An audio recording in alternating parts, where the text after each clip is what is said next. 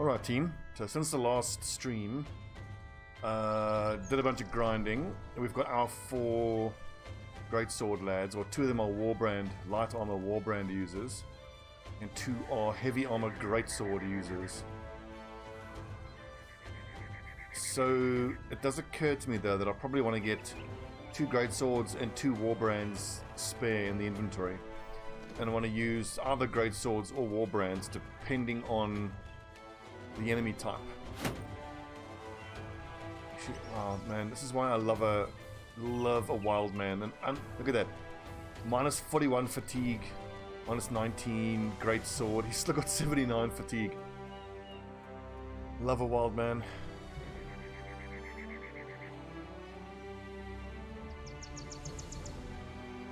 Yeah. So they're not too loud. A little bit loud. So what are the goals now for this session?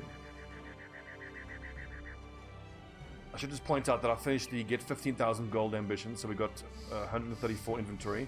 We then finally got the sash ambition. Now we're going to clear out some undead. We have gotten through a green skin and undead invasion, so the next one's going to be a civil war.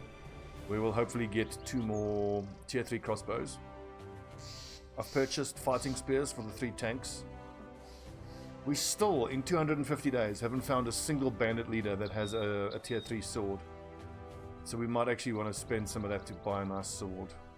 In fact, what do we have available here? Nothing.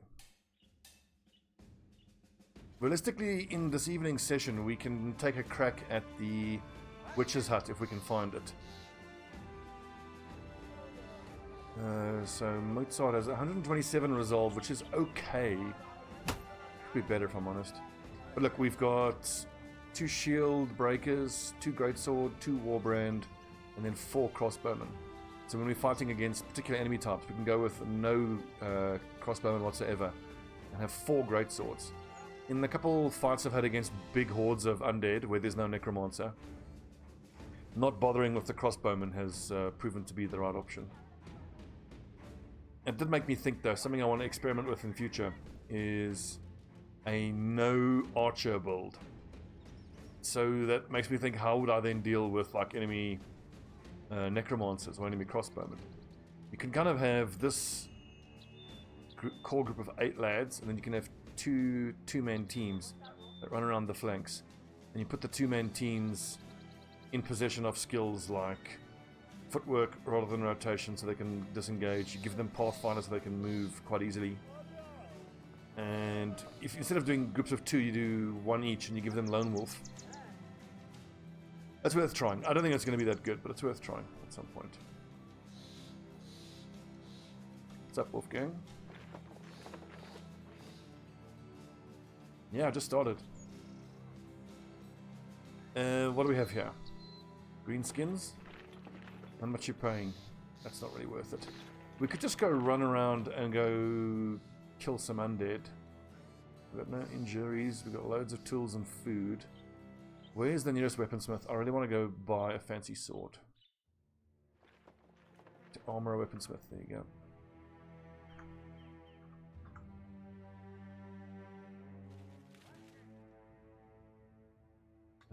Ooh, 4,000 for that noble sword. So that is a scimitar, 35 to 45. We need to buy a shamshir, which we will give to Super Duper. Nice. I can actually get rid of that arming sword. No one else really bothers with the arming sword. If we're going to go Kraken, I think I need either more fighting spears, or at a minimum we need to get 2 vials of Kraken blood for the acid. Which I can't believe I didn't think of it. I felt like such an idiot when Marden pointed out that we can do that. You throw acid. Well, there's a brigand leader there. Let's see what they got. Oh, this is going to be a big brigand 3-way. I probably would have wanted to take all 4 of my crossbowmen in. For this one, we'll leave the shield breakers behind and we'll go heavy on the crossbowmen. And then, because of all the marksmen, we'll give these lads kite shields. they seriously kill all those soldiers? They did. Okay, that did not intend to walk right into a 30 brigand fight. But you'll see these obelisks, and I was quite down on these obelisks. I thought they weren't that great. But where they really excel is against goblins. You pretty much one-shot all the goblins with the tier 3 crossbows. I can shoot 6. I need to be able to go 1, 2, 3, 4, 5, 6. So marksmen need to go there. Front line goes there. What I could have and maybe should have done is put the marksmen up front, have them take their shot. Then the brigands move in, you rotate them out.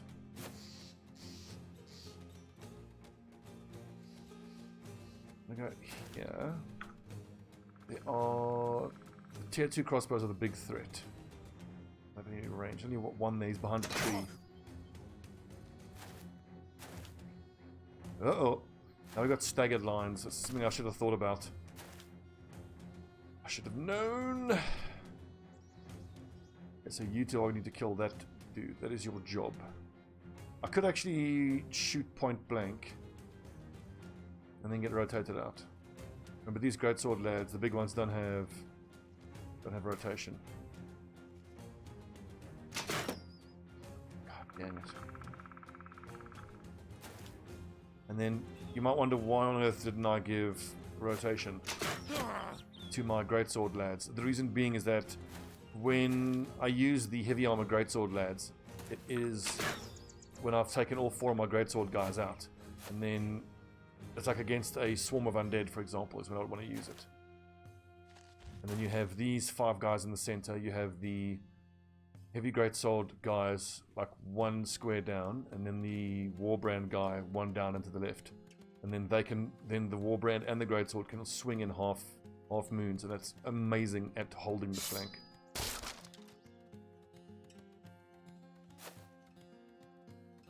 Let's get super without a shield.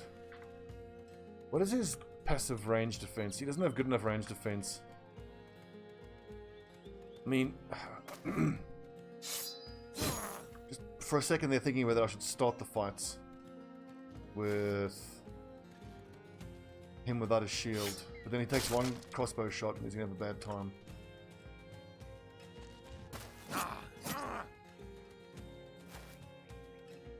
This is so typical. We go 250 days searching for a bandit leader that has a noble sword. The second we buy one, the noble sword appears. So typical.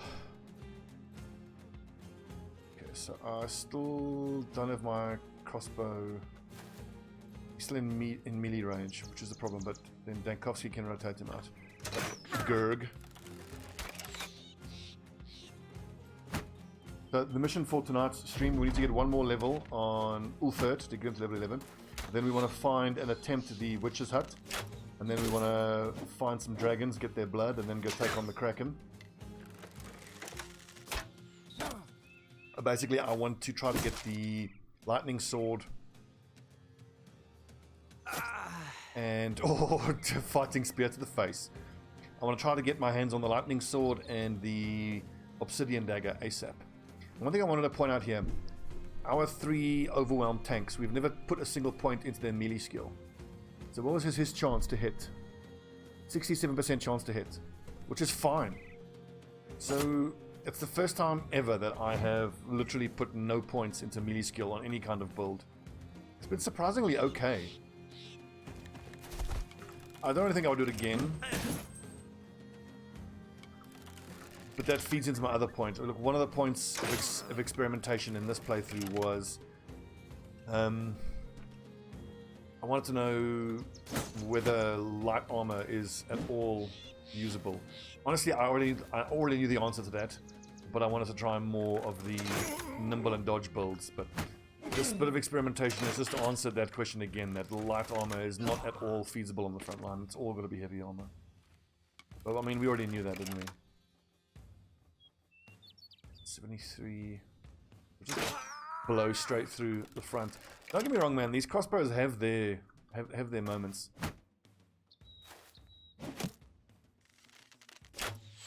So one thing I might try to do in a future playthrough is plan my team based on the 3 legendary weapons, which is the two-handed cleaver that you get from the barbarian, the obsidian dagger, and the lightning sword.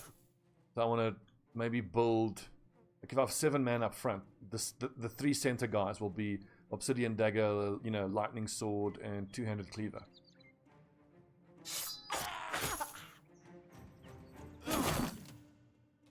But then that little cleaver doesn't really fit, if I'm honest. I really want to dagger this dude down. Dankovsky's there. But let's knock this nerd away from the contact with the crossbowmen.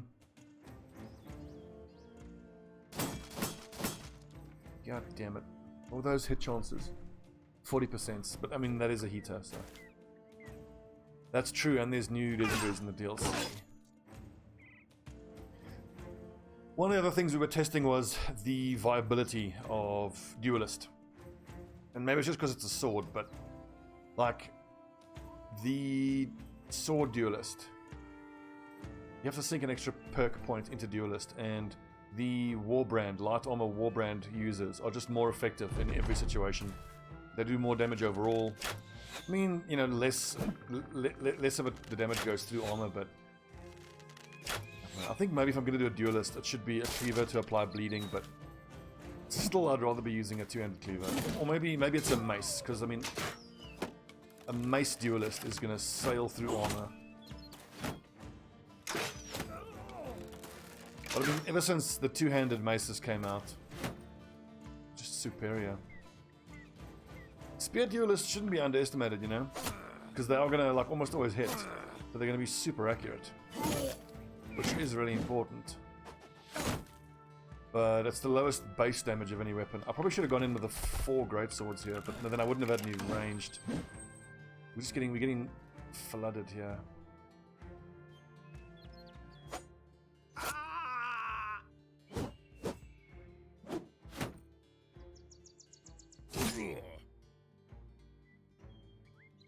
I think I might have to go straight through this lad, or Super Duper needs to get his shield out.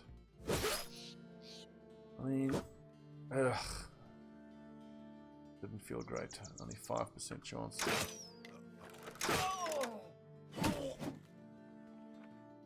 But Egil's struggling. But that's what happened when you build a tank with light armor. Now just no bueno. This is the nice thing about the crossbowmen. You very often, when they're able to actually start the turn with full OP and just get a one-shot, then they're amazing. Which actually makes me think that what I want to be doing, if I'm going to have 4 crossbowmen, I should do a better job of manipulating their turn order in terms of how it synergizes with their build. I should have rotated. He doesn't have rotate. Fuck. Which is to say, if I'm going to have 2 crossbowmen, I should have 2 that I know have more initiative and are going to act before the other 2. And then the 2 in front have crippling strikes. The 2 fast ones have crippling strikes, and the 2 slow ones have executioner. I think I'm going to have to restart this fight. Egil's going to die.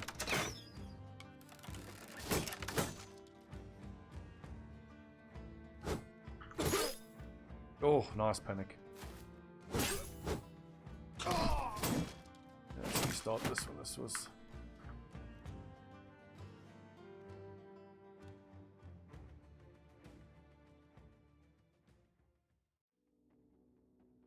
What's up, Modern? Well, I mean, what you're seeing here with all these light armors that I have is very much the exception. What we learned from Damage Inc. Everybody's got to go heavy armor. It's only really realistic survivability build. Do we go with 2 crossbowmen and shield breakers? I think let's give the shield breakers a go. The shield breakers are good for rotating out lads in front. I'm trying to think when I would actually want the 4 crossbowmen. Probably when I'm fighting goblins. Honestly, I thought at the beginning of this playthrough I want 4 crossbowmen to give me enough ranged fire to sort of make up for the lack of 4 attacks a turn that you get out of 2 archers.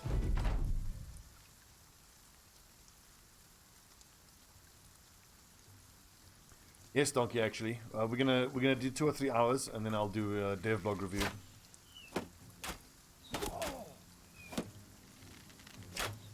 Well, yeah, me too, Martin. I played one game of Predecessor this morning, and unfortunately, I get 200 ping.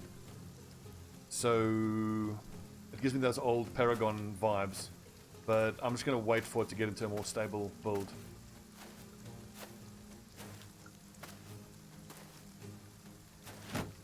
Are they running at us, which is interesting. I think, honestly, in the last fight, they didn't run towards us because there was that tree that their one tier 2 marksman was hiding behind. Interesting. A lot of bandits. We're going to make a fortune out of this fight. We're on day 250 something. This is another issue I have with the duelist, is I have to... I mean, I don't know, I should maybe try starting the fight without a shield, but then he'll just eat every crossbow that gets sent at him. Quick hands no longer affect shields, so his whole first turn he doesn't get to do any attacking.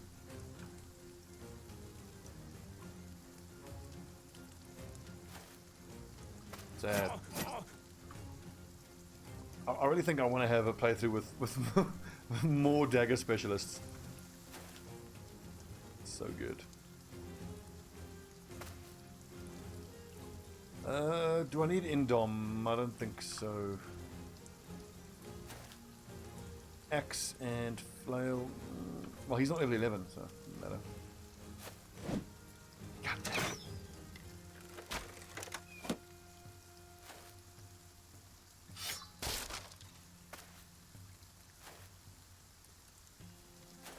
So the point about the crossbows, I think what I need to do is, if I want to get them using their... So on the whole point of discussion between, do I need 4 crossbowmen? I think overall the answer is no. What I've come to learn from using these crossbowmen is, you do give them berserk, but they need to start their turn being able to one-shot people. So you let someone else wound, and then you make sure your crossbowman can finish these nerds off, or that they're shooting a target that's low enough that they can one-shot. Now his AP's all messed up. Shot. Yeah, that's true, Donkey, it does, because if I use rotate, that is 3 AP, so he'd still only be able to swing once. The same problem.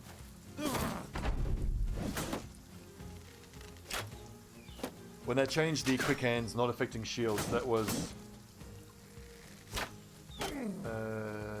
a bit of a nerf to duelists.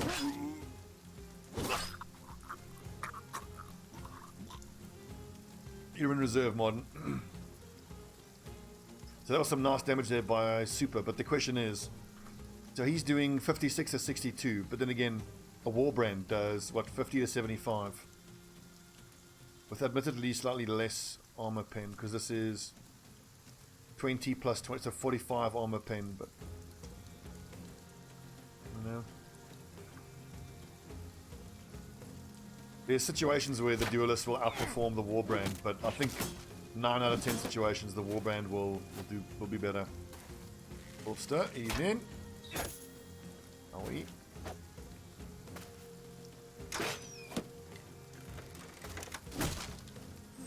That's also true. The Warbrand is also so much more useful. I think if I'm comparing Duelist to Warbrand, then Sword Duelist maybe isn't the right comparison. Like, I think Axe Duelist could be arguably very good as well, because of how good axes are. But I think the best duelists are probably Mace Duelists and Cleaver Duelists. But then if you're doing a Cleaver Duelist, you're just better off using the two-handed Cleaver, you know?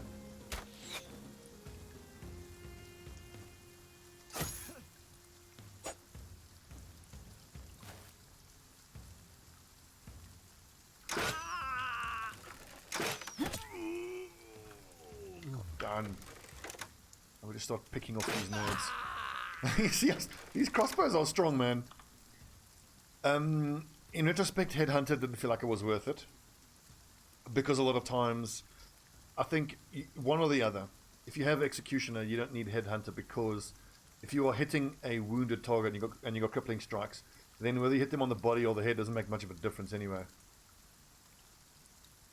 If I could do this build over again, I would probably switch out Headhunter, and I would maybe take Gifted or Quick Hands. Quick Hands would be quite good to not for the rearming of the quiver of bolts, but you know, for the support item switching. The eyes are glowing red. That's a mod which indicates which guys have Battle Fury. Is Battle Fury active? Killing Frenzy. Autism. Rude.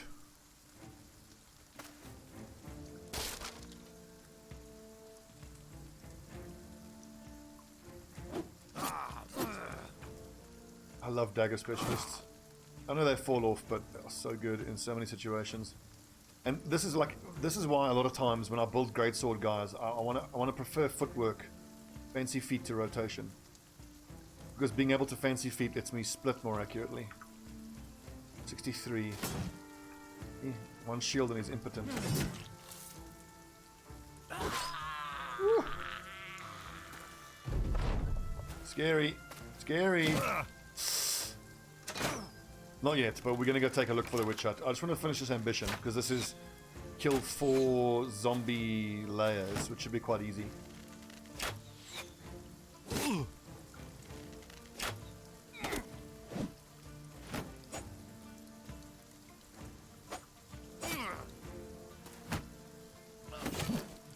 Are we? Also, overwhelm on the tanks was not good at all. But hey, that's the point of these experimentation playthroughs, right? Experiment.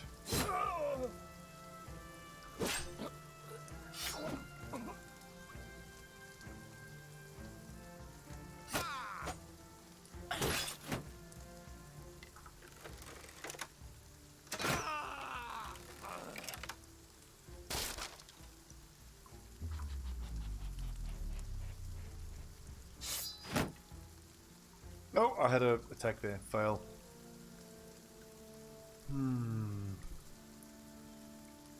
Yeah, if I could rebuild my tanks, it would have been Battle Forged, Brawny, and I'd switch out Overwhelm for Taunt. I really wanted to have Taunt.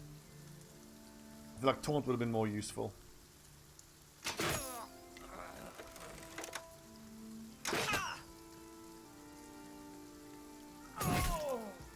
Hit. Done. Now Alfred has 20 melee defense, so 52. Good. Still got a dagger down that dude and that dude, because they have armor that's worth taking.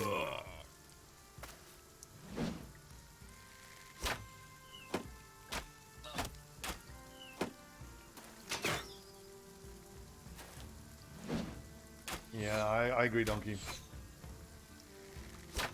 One other lesson from this playthrough is that 3 dedicated tanks is probably 1 too many. Owie! Great swords, man. Amazing weapons. So good.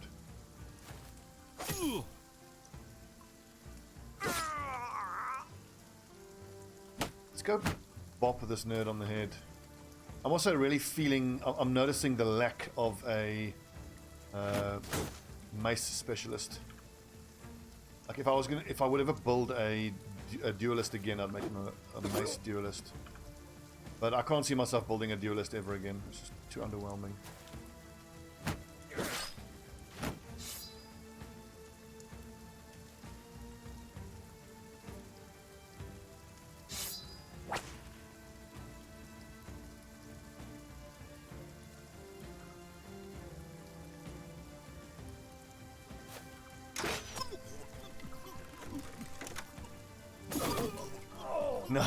Nice. It's kind of cool how with a lot of these crossbow dudes, it's like pick your target and just execute. Oh shit, Aranak should probably have a run, because he is in, I mean, fine, he has nimble of 24. Oof. A marksman hit to the head. It's unlikely to hit him. He has how much defense? 22, and he's obscured. I think if he stands here, he'd be super unlucky to get hit.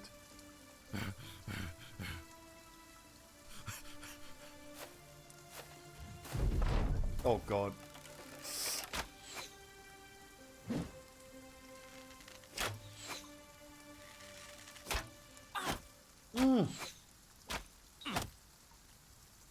One hit point. Easy. That's all you need. One hit point.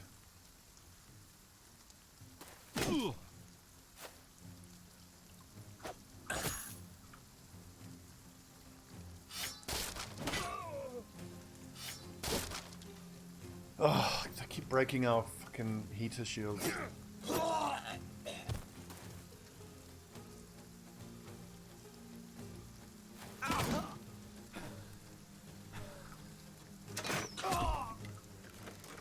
Killing frenzy crossbow shots are so dangerous.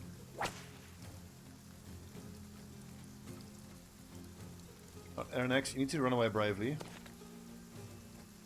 And can I dodge away here? Of course I can. And you're not going to be thinking the differences between a warbrand and a greatsword. The warbrand actually outperforms the greatsword if you're attacking an unarmored target. So I could see a build where I have quick hands on my greatsword guys. They can switch between armored and unarmored targets. But maybe not worth it. Most likely, post DLC,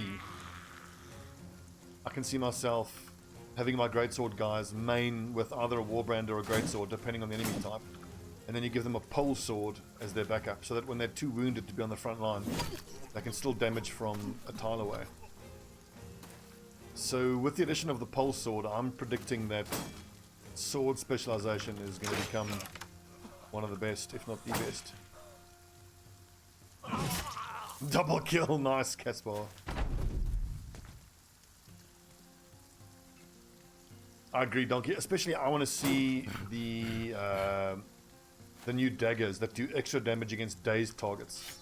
So, similar to the way that I just described, a sword, you know, like a two-handed sword specialist guy using a great sword, and then when he's too wounded, he switches to the back line and uses a pole sword. You can do almost the same thing with a mace, because now there's pole maces.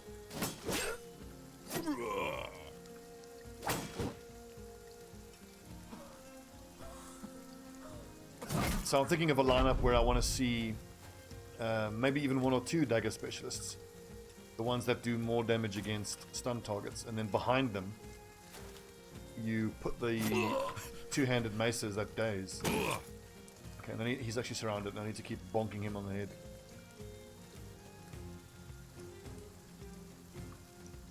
Like in this current setup, we have 2 crossbowmen too many.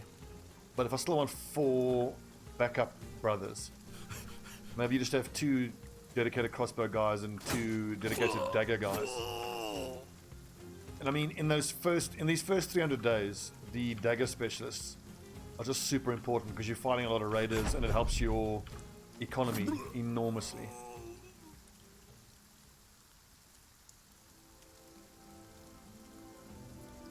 I don't know whether the assassin guys actually have that.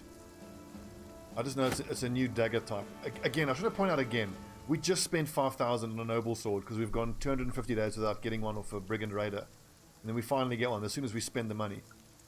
That being said, we needed 2 spare great swords and 2 spare war brands, so that helps.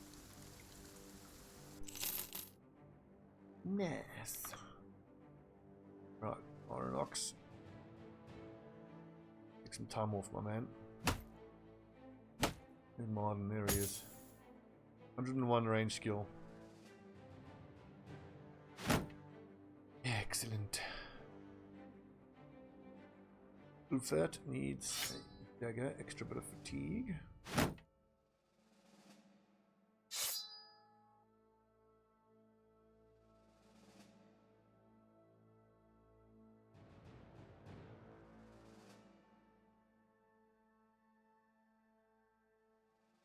This is the nice thing though about the light armor two-handed guys, is they get loads of fatigue.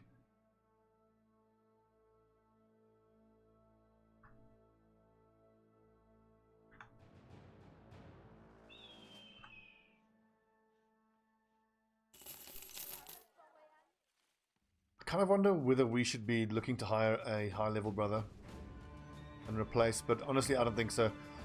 The DLC is just a couple of weeks away, so most likely we're going to do maybe 1 or 2 more sessions after tonight, and then we'll just break until the DLC is out.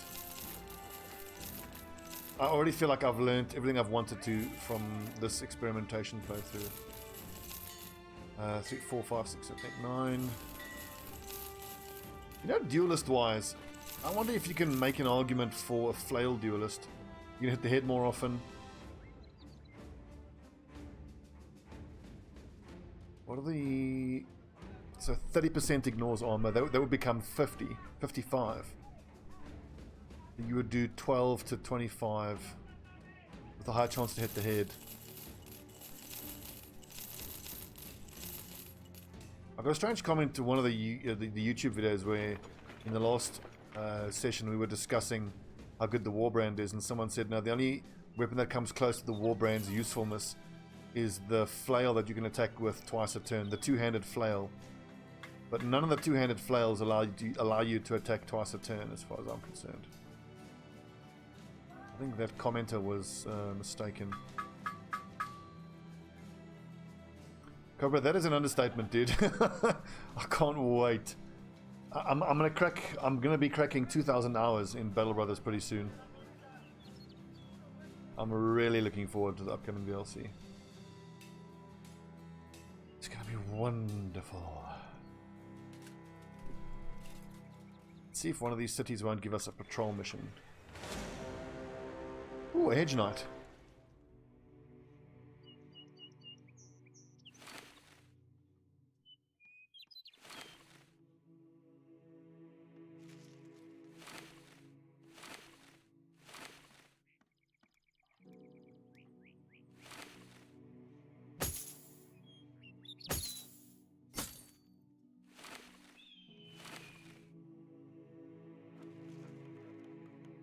Okay, let's take out then the light Warbrand lads. Oh, that's right, yeah.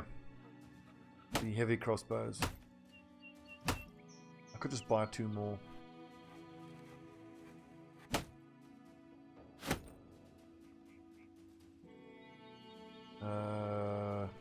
We also haven't got any legendaries. I should have done a better job with the legendaries. But I really haven't pushed for legendaries. I haven't really bothered about it too much.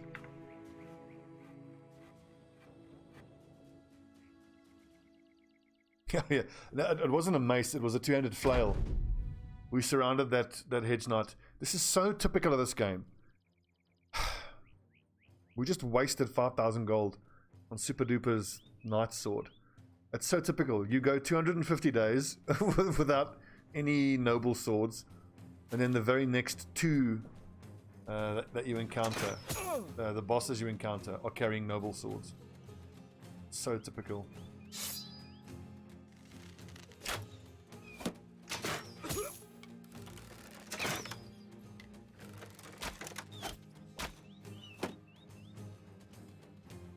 We got a little bug. Visual indicator there. 1, 2, 3, 4, 5. So 1, 2, 3, 4, 5.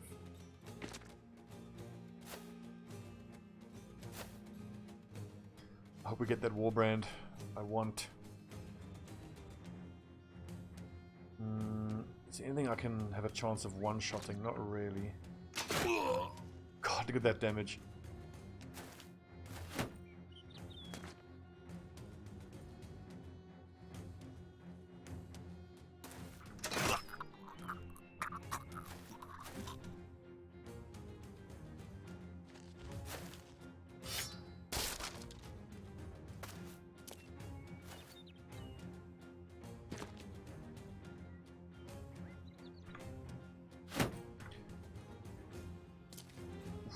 Okay, so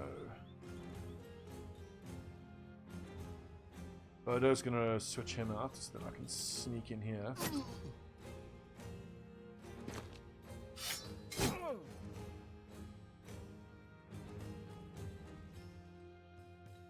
This is a shield breaker, so I think I'm better off moving forward 5. Is that enough for a Danax? It's not. 6.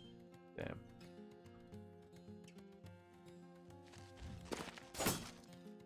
Should have attacked the shield. What are you doing, Stobbie? That was stupid. Details. Details, details, details. I hate using Indom, but it's the right move.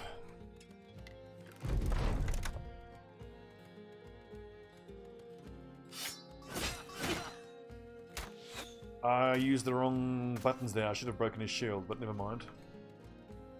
This is what's nice. 95% chance to hit. Oof.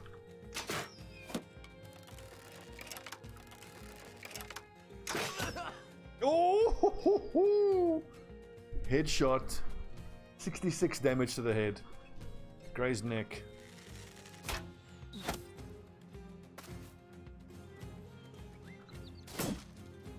Damn it.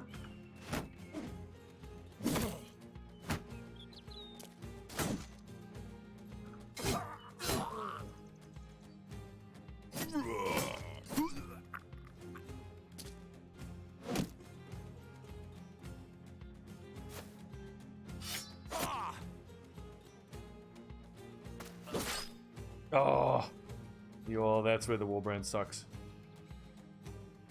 Duelist would have killed that dude, but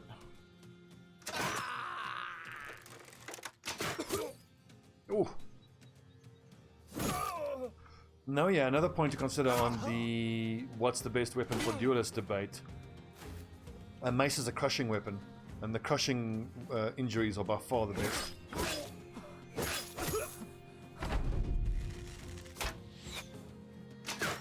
I actually should check out the numbers, what the damage numbers are of a one-handed mace duelist build compared to a two-handed mace.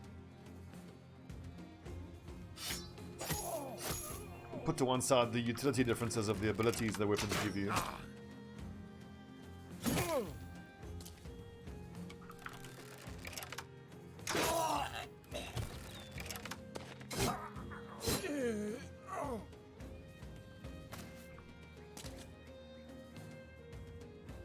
These lads of ours are very good against brigands. Why is that so amusing?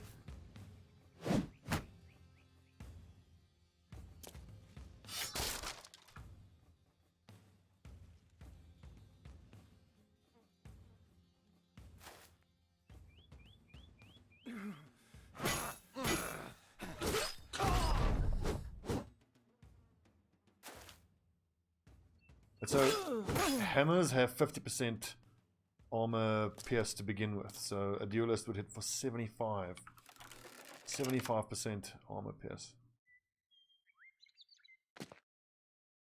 Yeah. I'm spending all this mental effort trying to think how do you make duelist viable, and I just well, that's not. I suppose viable is the wrong word. Of course, it's viable, but really, well, the question is, can you have any duelist builds that are going to outperform the two-handed weapons? I think the answer is no.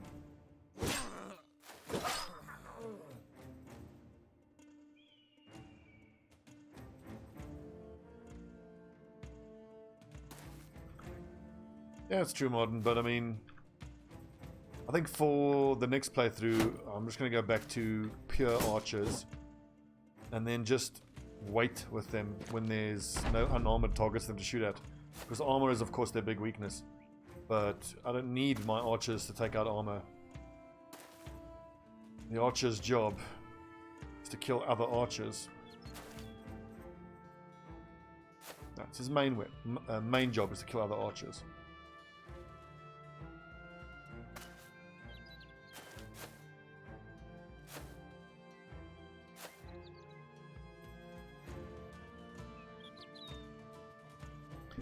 In between regular bows and X-bows. Oh yeah, that's with the new DLC. That's going to be very interesting.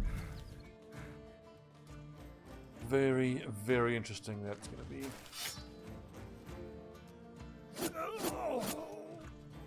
Imagine a setup that has two dagger specialists. One uses the witch's, what's it, undead dagger, and the other one uses the dagger that does more damage versus stunned.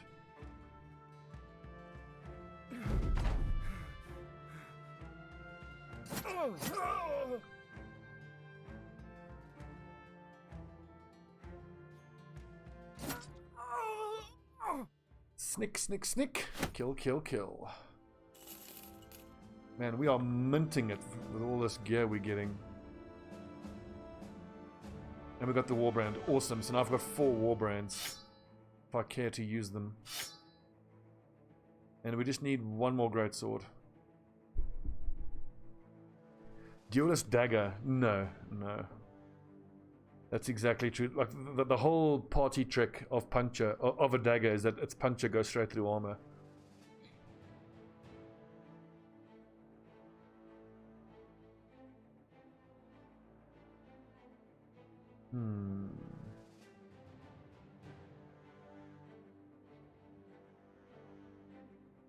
Replayability. Oh, dude. Peter, just dude, buy this game. Like I said, I'm coming up on 2,000 hours. I haven't even touched the Legends mod yet, and the DLC is coming out. This game has some of the highest replayability of any game ever.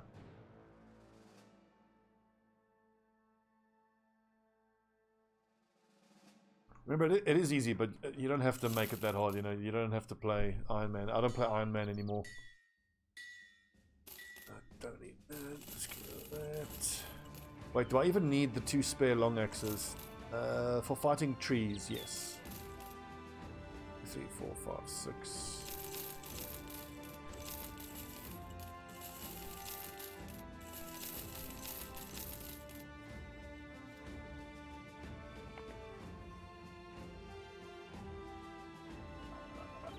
So for me with this game, I've bought the base game Supporters Edition, and I've bought all of the DLCs all as Supporters Edition. It's that good, I think. A 3-headed flail with Duelist. 21 to 66 compared to 25 to 55. Follow Peter Toast. 10% hit the head. Maximum fatigue. Nah.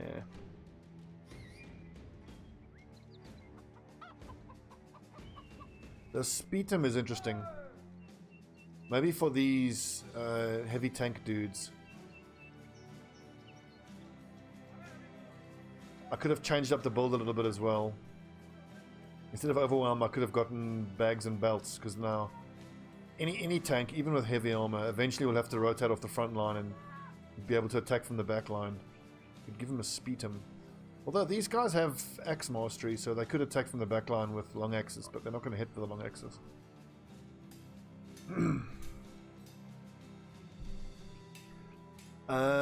I think that Executioner applies to Puncture. Just bear in mind it does nothing against undead. So like in this build, if you get lucky with a brother who doesn't need Colossus, you can free up a perk point. Arguably, I don't need Steel Brow. Yeah, I could have gone Crippling Strikes Executioner. Gifted probably would have been better, you know. Although actually, as far as I'm concerned, on a Dagger Lad, 90 fatigue is the magic number. Because if you're going to be stabbing 3 times a turn with Puncture, that's 90 fatigue. But hang on, between the 2 turns you recover 15. So 90 minus 15, that's 75 fatigue. Assuming you don't have to move, and assuming you don't get hit by a mace, and assuming aren't any other fatigue modifiers, you should be able to go Puncture, Puncture, Puncture 2 turns in a row. And as you've seen with a bunch of these fights, when using Puncture, the fight is pretty much over as soon as you land 2 or 3 stabs. Against raiders at least.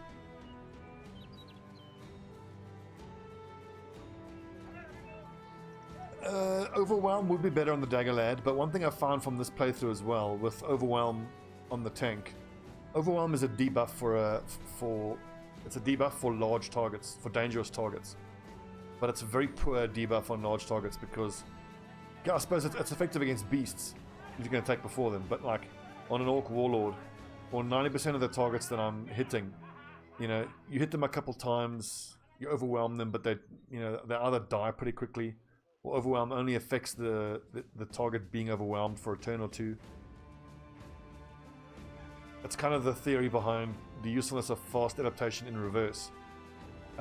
Even if you do overwhelm a target, it's not as though every single time that target attacks, it's missing because of the overwhelm You know, it might have missed anyway, even without Overwhelm, making Overwhelm useless in those situations. And with a Dagger Lad, if you give Overwhelm, that's cool for the first turn, so you can apply 3 stacks of it. But if you have used Puncture against like a Raider or any organic target, you've got a few stacks of Overwhelm on that first. But almost any enemy, unless it's a big bad, like an Orc or an Unhold, like a Raider or a Human or a Goblin, if you hit 2 out of 3 punctures, it's broken and fleeing anyway, so then Overwhelm becomes useless. And you dump half your fatigue, so then you become super slow on the next turn, so then it's unlikely you even can apply Overwhelm. I just don't find Overwhelm that useful. I think you could find a place for Overwhelm if the whips didn't disarm. Because I think of Overwhelm, you know, it's like a soft debuff on an enemy. Whereas a disarm or a stun is a hard debuff.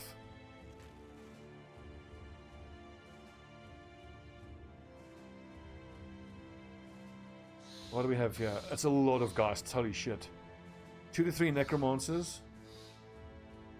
Okay, what are we going to take into this fight? Do we go with all the crossbowmen? Because that's a lot of necromancers.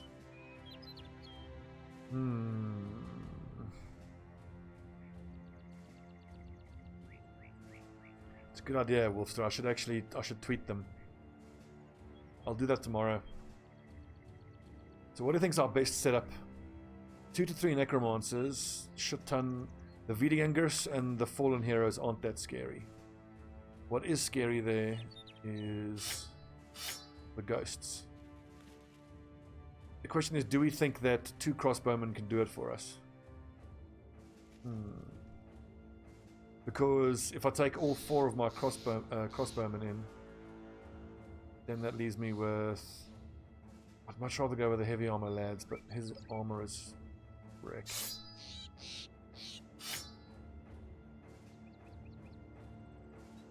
I think let's go like this. Yes, loves. Use exclamation mark. I think it's BB mods, and it'll give you a link to the mods that I'm using.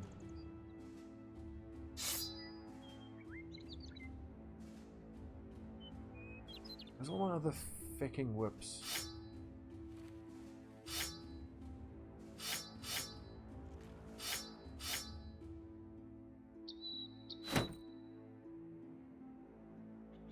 We have one more whip here somewhere.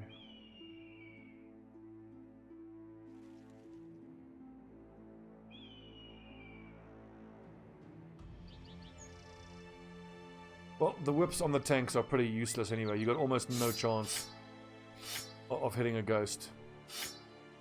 That was so hard to hit. Who else has decent melee skill here on the front line?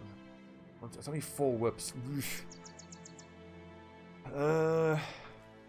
I'm wondering if I don't take out the shield breakers, because the shield breakers can use whips much more effectively. Will you come with me to Camelot and join... Clavius, thank you for the sub, my man. Welcome to Camelot. Tis a silly place.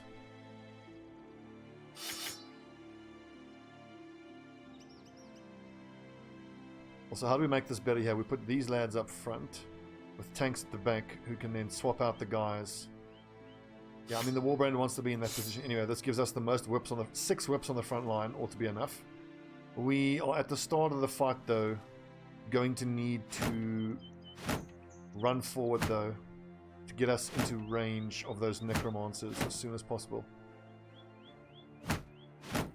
Fortunately, I was able to work Bullseye into my build. 89 range, 88. And where are my noble males here? They need to be on these lads. That's right, stop slouching. Ooh, hang on. So, what I have here, friends, is giant Toblerone. And I'm a chocoholic, and this Toblerone has coconut in it. Oh, yes. Okay, so here's my reward for taking out these undead. Oh, I want...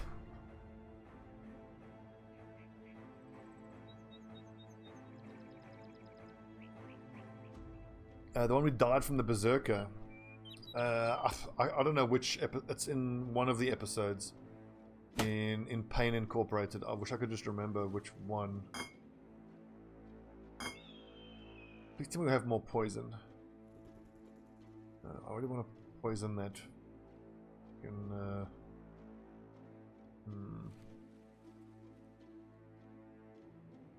Oh yeah, Joey with a giant candy bar. That was good. He's got chocolate around his face. Do I want the War Brand or the Great Swords? It's mostly armored Vidgangers, not many fallen heroes. I think I want the War Brand. Right. Good luck, men. We attack at dawn. That is a buttload of ghosts. Oh, that's very, very nice starting position for us. The one downside is that the whips from this height can't reach that square because of the height difference. 1, 2, 3, 4, 5. 1, 2, 3, 4, 5. So I'm going to go here.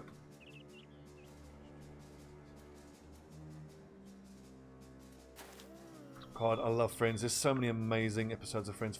Fuck, we're out of range. And it said 2 to 3. Shit. Okay, Martin. Shit. Bad.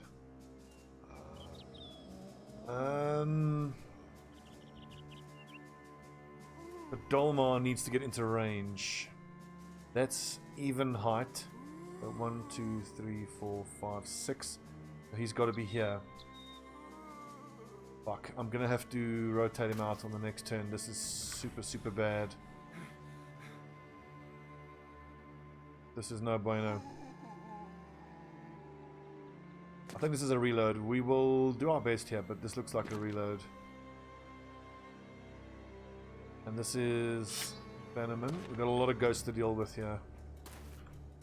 What I hate about this is I need all these whips to deal with this ghost. I think we're going to send Egil and Marden just to get in range of that Necro. The good news is with 1, 2, 3, 4, 5, 6, 7, 8. So 1, 2, 3, 4, 5, 6, 7 with height. So if Marden can be in that square, maybe even that one, he can reach that Necromancer.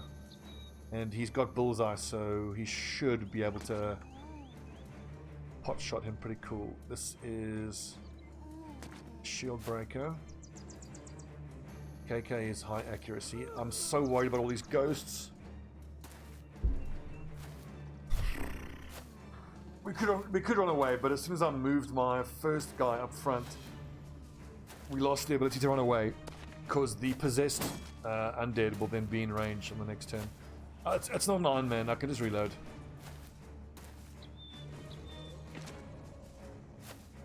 I know what there were so many favorite Friends moments, but I loved pivot. And then when Ross buys the leather pants, and then the leather pants get stuck to him. Lol. You don't need that many whips against the witches. What you need against the witches is wooden sticks. The wooden sticks to stun the witches so they can't cast the life link thing. And you need the wooden sticks to stun your own brothers who get mind controlled. A couple whips are always good so that you can disarm your brothers who get mind controlled.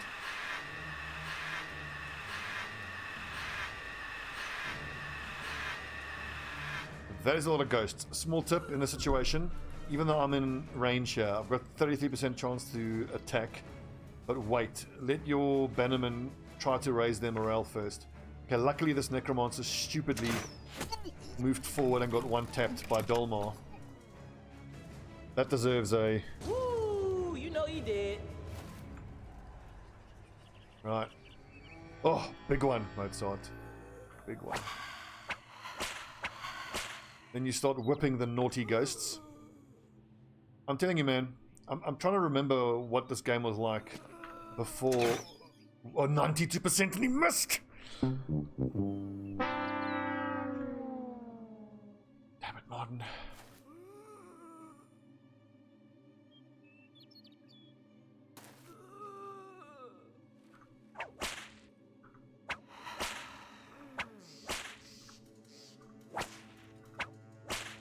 still very hard to hit though, 45% chance.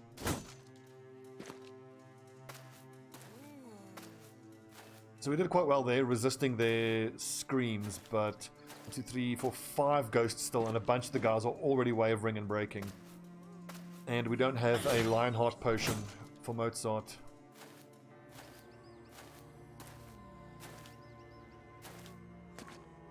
Like, with this amount of ghosts, I actually want all 4 of my greatsword users. I wonder if I'm actually not better off next time, leaving all the tanks behind. Like, what are the tanks really doing for me here? Not a whole lot.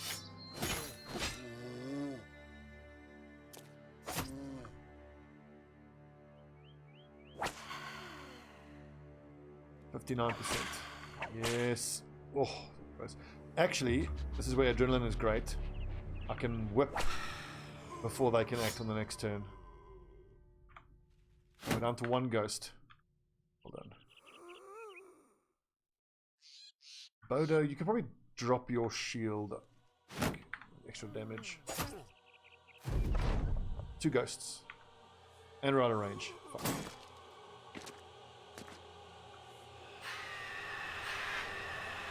Largely resisted. Well done, boys. That's better, Martin. Well done. 15%. Hold. So, raise morale goes in a 4 tile square. So 1, 2, 3, 4. The Hagen is out of range. If Mozart moves down, it's 1, 2, 3, 4. Okay, so he's got to move 1 down and then raise morale. Does bleed damage go through Witch's lifelink? I think it's all damage, so the bleed that applies affects your life-linked brother as well, would be my guess.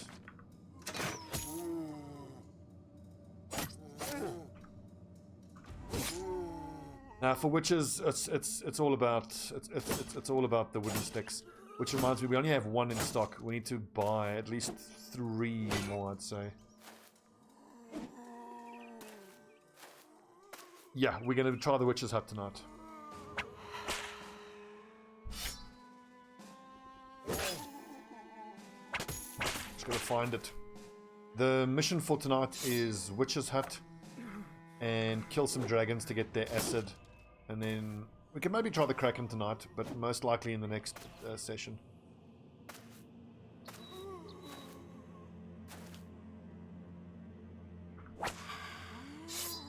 If I think of the description of the ability, the Hex ability, it's any damage is reflected. Wait, Mozart, didn't you use Raise Morale? I screwed that up.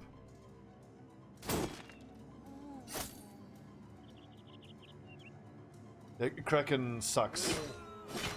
But we're going to try what Martin pointed out, which I can't believe I didn't think of. Because when I looked at the Kraken and I saw that it had 5,000 armor, I was like, okay, cool, it's just effectively invulnerable. But Kraken Acid does percentage-based armor damage. So if you throw Kraken Acid, it should do 20% of total, or 20% of current, 20% of total or current, 20% of current armor in damage. So then after 6 turns of that acid, it should be down to like less than a third. So less than let's call it 25% of 5,000 is 1,250, which with Dane axes we can cut through pretty quick. We don't have any hammer specialists, but maybe a couple of pole hammers. I don't know. I can see that working, but then you still got to spend, who knows, 10 turns being 2 squares away from the Kraken. So if at any point in those 10 turns, any of your brothers who are tentacled and 2 squares away, if any of them fail to kill the tentacle, they're going to get eaten and die.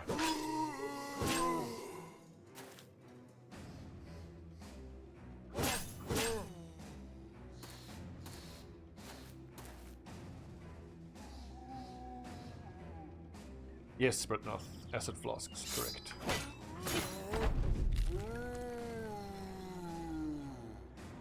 As you would have heard from my calculations, I'm dreadful at mathematics.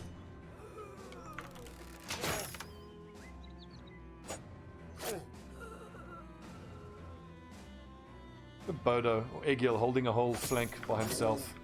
Legend.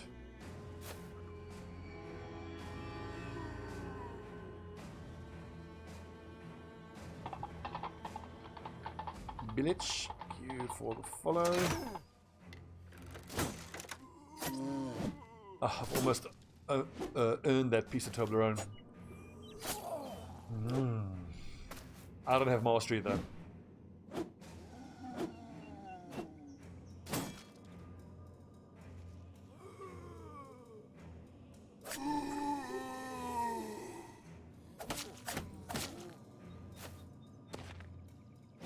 But we'll take a look at the numbers. Even a pole hammer without mastery, I think it might outperform the Dane axes enough that it's still worth using the pole hammer rather than the Dane axe.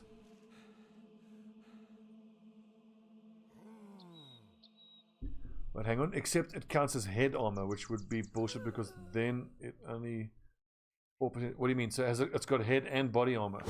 So are you saying the acid flask only affects head armor, doesn't affect body armor?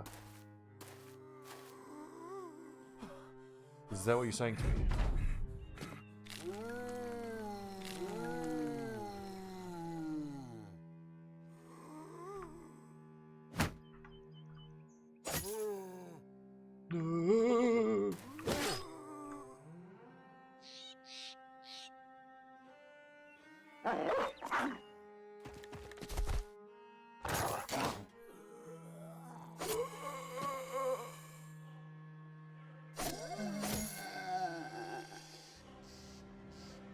Right, who's wavering? Who's wavering?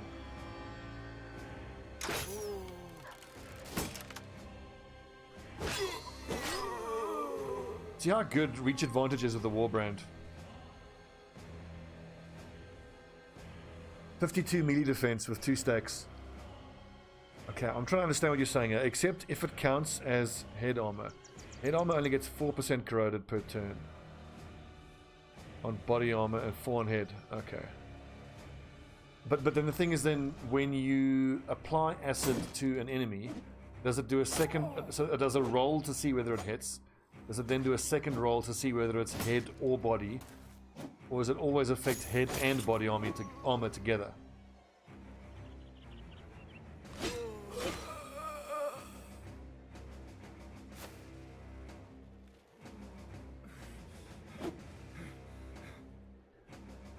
Yeah, it always hits the center target, so it has. There's a second roll for secondary targets behind it. I can only as a head. Ah, okay. So the too long didn't read of Martin's explanation is that the acid is less effective against the Kraken, so we should bet on bringing 4 acid flasks. But then, I mean, 4 acid flasks takes 12 turns. But then again, if we kill it the way we did last time, it was almost a 2-hour-long fight. I think it was upwards of 60 turns of just killing tentacles.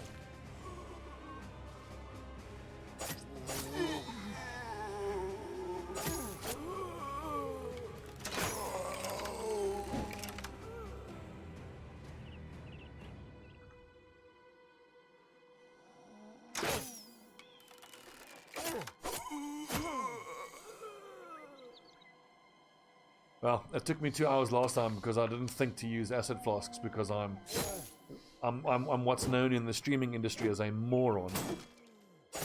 That's a technical term.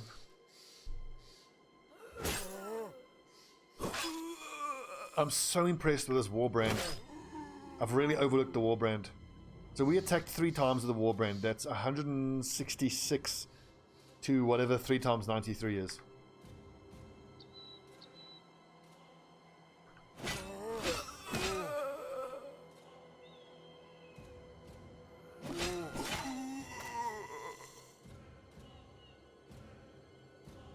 Beating the Kraken, you just need you need leveled brothers, obviously. I would recommend you take no fewer than, you know, if you're going to be attacking if you're doing the kill tentacles approach like I did, I went in with 9 guys using fighting spears, just because killing the tentacles is so difficult. They're so tough to hit. Although arguably three-headed flails would maybe do better, because if memory serves, the tentacles have very low hit points, but they're very hard to hit. And if you just kill tentacles over and over and over again, it takes like 2 hours. It did for me at least.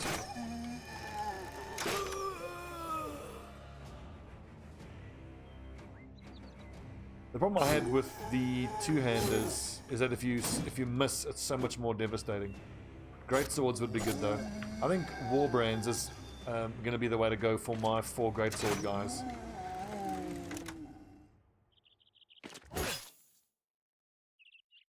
That's true, Wolfster, but bear in mind the lads are leveled. We've got everyone is level at least 11.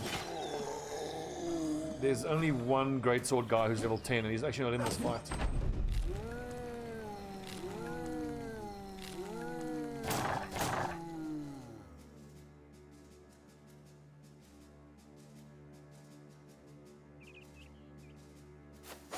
See, Martin, that little detail there about the tentacle damage I didn't realize, but if I think back on the fight, it makes sense because we just kept on killing tentacles, and then eventually it felt like we weren't doing any damage at all.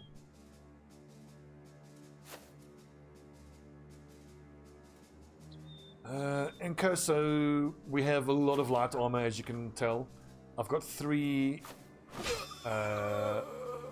overwhelmed tanks who have been very underwhelming. Like Egil is one of them. As you can see, I haven't put a single point into melee skill. It's all gone into fatigue and initiative and defense. The idea was that they would have X mastery for breaking shields, fighting spears to actually be able to hit anything, and then overwhelm. But it's been terrible. I certainly wouldn't build them again. If I'm going to build a tank again, they got to have heavy armor and they got to have taunt. As far as the weapons are concerned, with the tanks, I do like the X mastery just to be able to break shields.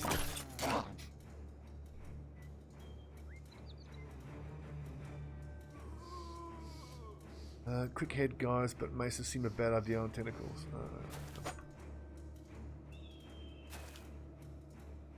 I don't know, man. Unless I have a brother who's got like 95 accuracy, I will just give the guys spears, because even if you don't have spear mastery, it only costs 10 fatigue per swing.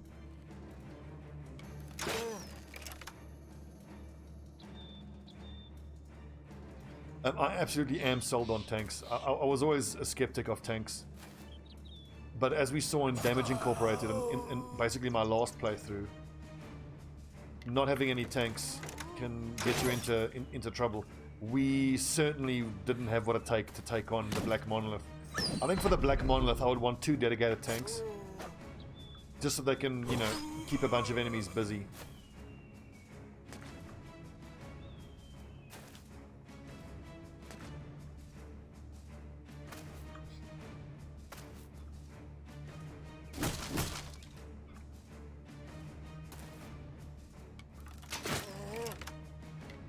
The other thing we were experimenting with was Crossbowmen. And Crossbowmen are fine. But for the kind of things I want my ranged fighters to be doing, I'd just much rather have archers. 9 out of 10 times I'd recommend going for my hybrid archer build. But I must say, whoopsie, I've quite liked having the 4 guys in reserve, so that for certain fights I don't take any ranged fighters in. Like in the Undead Crisis, when I was fighting the what are they called again? The toughest of the tough, highly armored undead. I just didn't take any archers in. I had 12 ranged guys, 4 of which were great swords. The tanks up front would crunch through the shields. The 4 great sword guys, 2 on either side, would just move around. Honor guards, yeah, move around in a bullhorn formation and just wreck the ones at the back. So I would encourage you to think of the Warbrand. So you know how, like, let's look at Super Duper here. He's a sword duelist.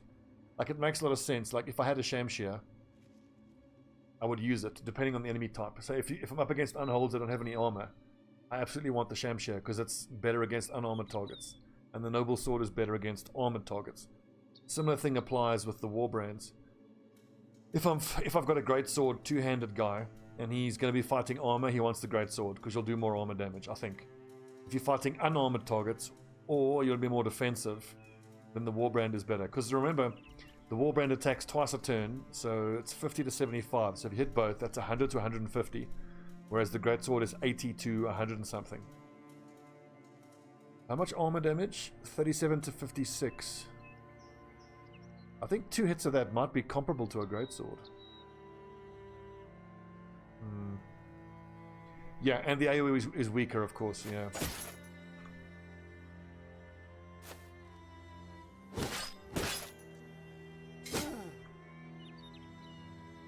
I think if you can get yourself a legendary Warbrand, you are going to have a good time.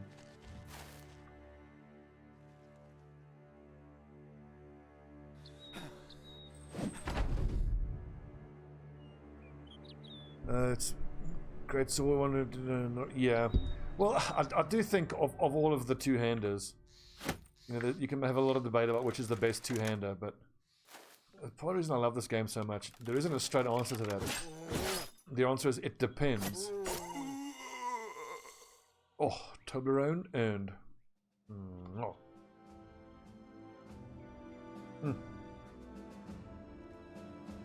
Oh, baby.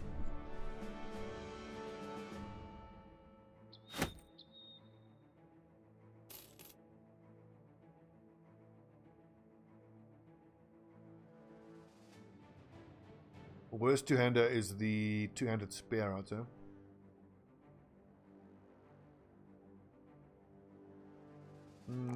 Fatigue's no good. I'll worry about those hit points. Let's get the hit points up. He's got plenty of defense. I read something on the wiki that made me think that stacking melee defense actually isn't all that useful. It's the fact that all defense after 40 is exponentially less effective. I think if you have 100 melee defense, it's effectively only 75.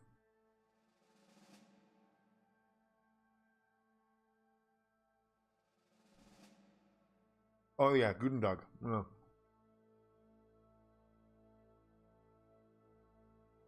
But the Guten Tag is a tier 1 weapon.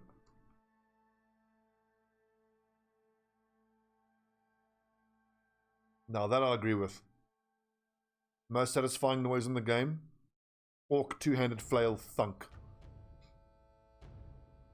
Especially when it's followed up by a death sound. Okay, this team composition is kind of wrecked now. Warbrand.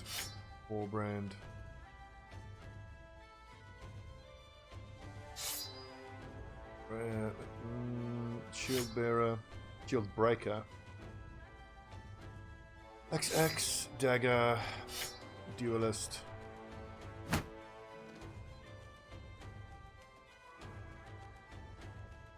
Yeah, what is the bug? But I have a suspicion I think I know what you mean though, because I've been consistently surprised at how little damage the Great Axe seems to do.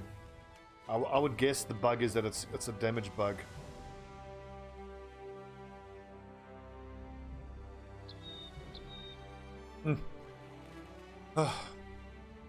Today in things that everyone already knew, Toblerone is amazing.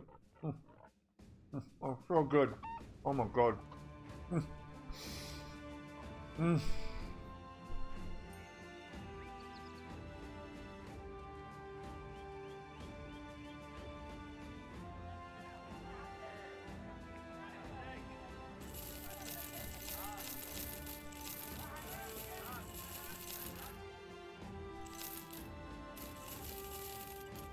Yeah, I'm not a fan of the polehammer either.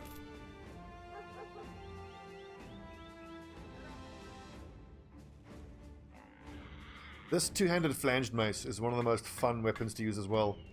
Incredibly satisfying thunk. And if you dig through my YouTube channel somewhere, there's a build overview where I had a cultist playthrough where I think I had all 7 frontline guys, all of them used two-handed flanged maces.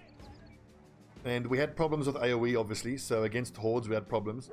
But in a lot of other fights, it was really good. Like against orcs, it makes your guys so durable, because what I think you might forget is that if you keep hitting, if you've got 7 two-handed maces on the front line, you can break shields, you lower fatigue, and you apply dazed. So, assuming you hit 7 enemies, you've lowered 7 enemies' damage output by 33%. Effectively even more, because you've taken some of their fatigue away. So it's really good.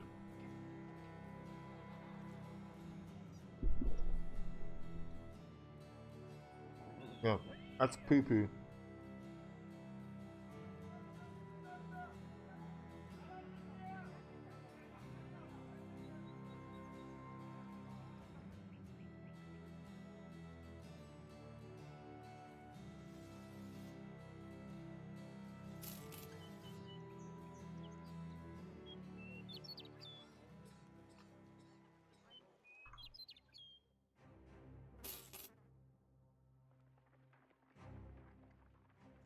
Okay, watch this.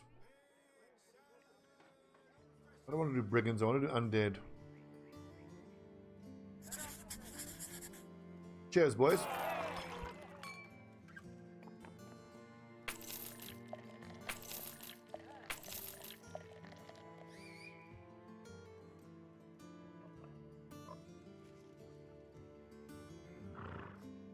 So,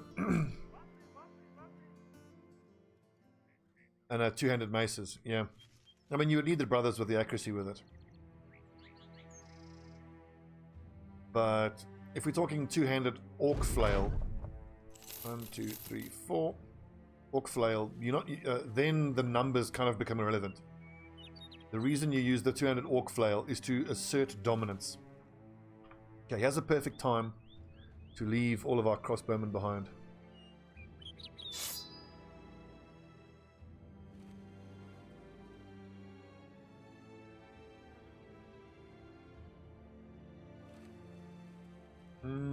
Nets.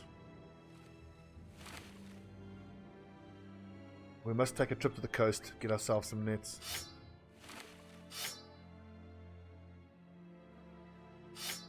Actually, I'm going to try to disarm these necrosavants as they close in.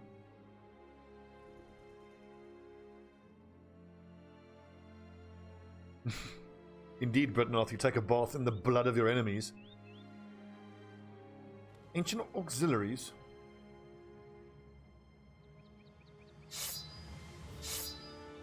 Break their shields.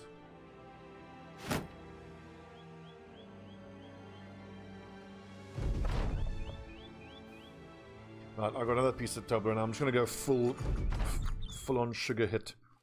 Who needs hard drugs when you can have sugar? Oh, good. Thanks for the follow.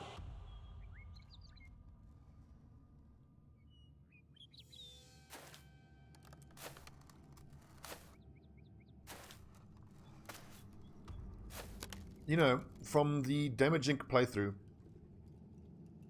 I had a build called Executioner, which was a cleaver specialist. And you make them guys who are super high melee accuracy. If they don't have stars in melee defense, then you can make them shield specialists on the front line. They didn't have quite the damage output of a lot of the other enemies, a lot of the other builds, I should say. But they were super effective and useful, because you can decapitate enemies, you apply bleed, but you can pretty reliably disarm. And I think when the DLC comes out in my playthrough, I'm going to tweak my build a little bit. So that, what did I say? Executioner, Torturer. Sorry, Torturer. I want to tweak my build so that I want to have at least one cleaver specialist to use the Northman's, you know, that legendary two-handed cleaver.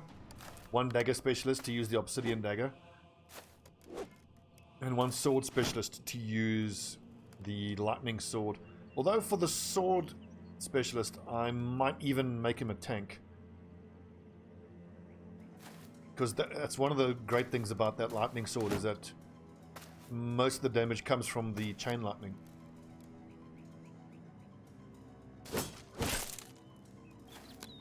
But then if you give him to a tank with low melee skill, he's going to miss more often, which means less damage.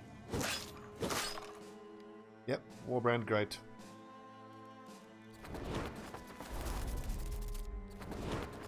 Especially if you put the reproach on a tank with high melee defense, and you're lucky enough to have a tank with Iron Lungs. Because Iron Lungs is the only time I would even consider a light armor tank in the future. Because if you, let's imagine that Super Duper here. I want to make him, imagine he has Iron Lungs, right? And he's going to be recovering 19 fatigue per turn. So you give him that lightning sword, you give him shield expert, you give him dodge, you give him relentless, so he's got 42 base defense, plus another 11, so 55. He's going to dodge a lot. And then you just use riposte for 19 fatigue, so you remain fatigue neutral, meaning that every turn you still get your plus melee defense, unless you get by a mace, of course, and you just riposte. And you are going to be procking that lightning jump a lot. And where these freaking, there you go, there they are.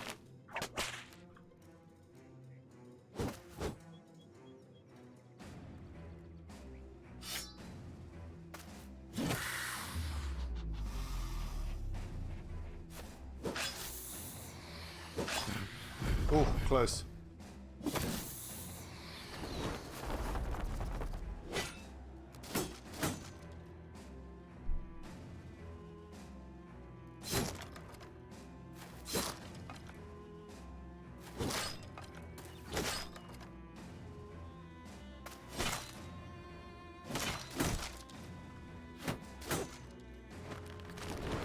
That was a one skull, wasn't it?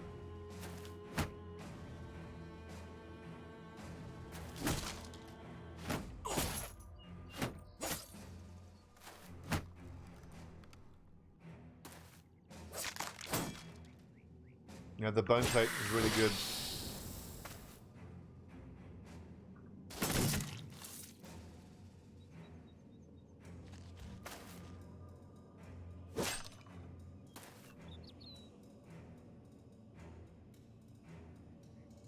Can I get close enough and still Dane axe him? No, it needs 6. Ah, wrong weapon. Fail.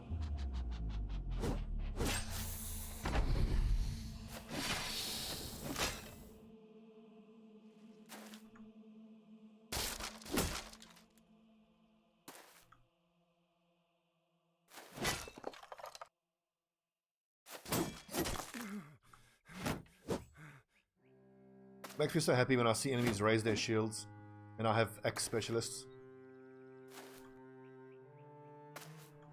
Because you just know the enemy is wasting their ability points. Easy fight. Well done. Good.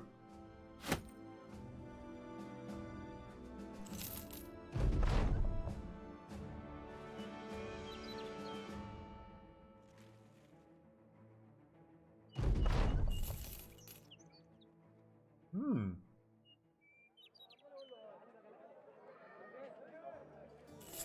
3,000 gold, yes please. Stop, Mazuma.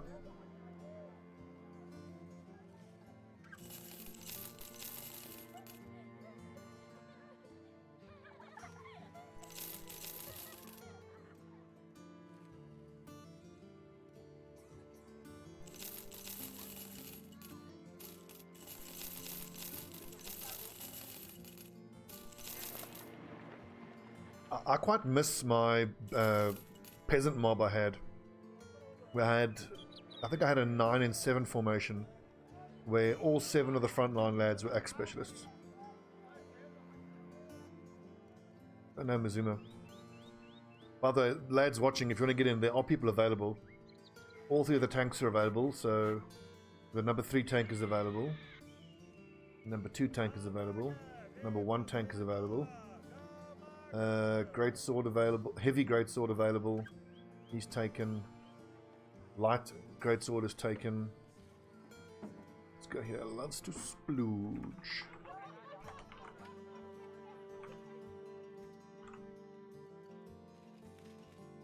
Who wanted a tank? Wolfstar.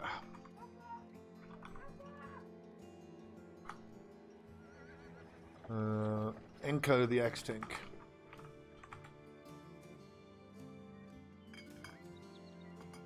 Let's go sub hedgehog.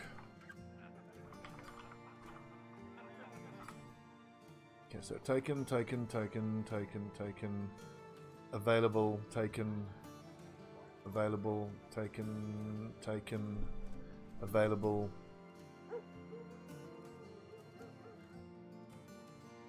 Good tank build. Not light armor. So you're looking at farmers are good.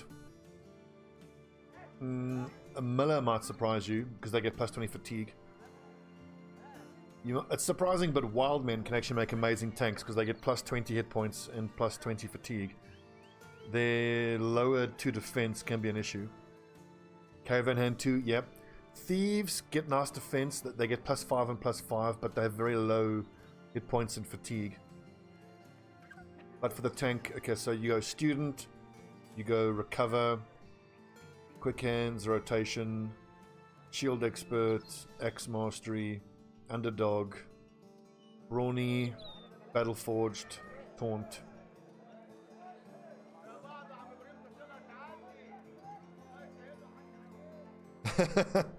Well, actually, Subwatch, come on, Sub Hedgehog. If we're doing that kind of discussion, then really what you want is a plasma bolter. Plasma rifle. Oh, the Emperor!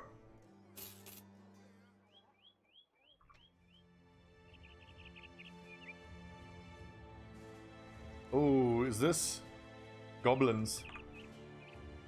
Let's see if I can prove what I was saying to be correct about my crossbowmen excelling against goblins.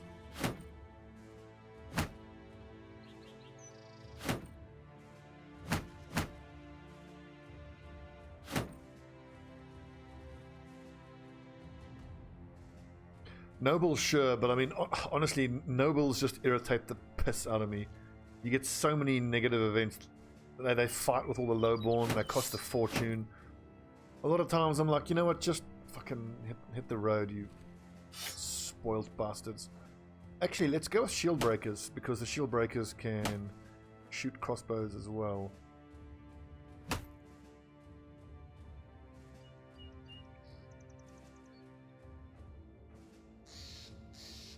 Well, Donkey, it's funny you say that. That's exactly how I've started building my tanks here now. You'll notice all 3 tanks have, 50s. That's what they started with.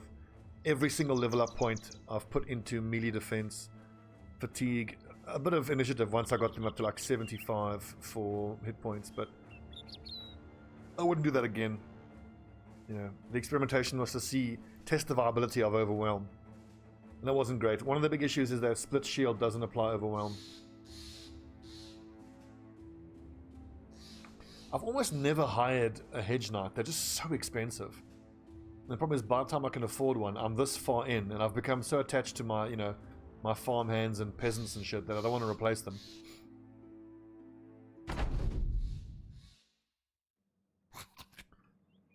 Let's see. We need to go 2 squares forward, so... Are these little fuckers going to come forward? Find out. Yeah, the multiple shamans is what makes the goblin city a bummer of a fight.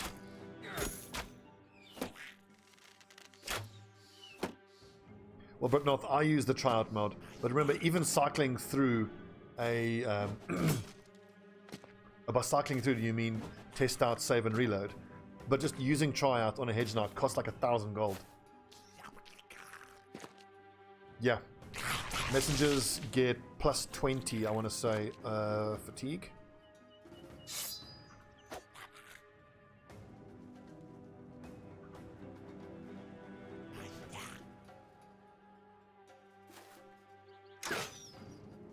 Come on.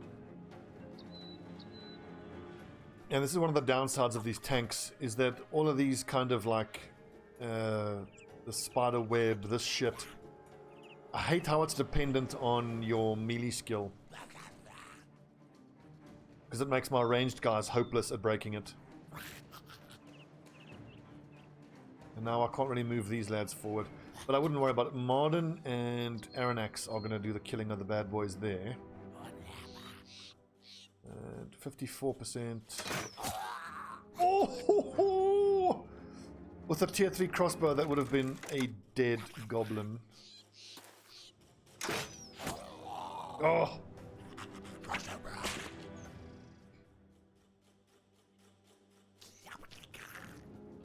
Only 50% chance. But that's annoying. Dalmar is what? A crossbowman.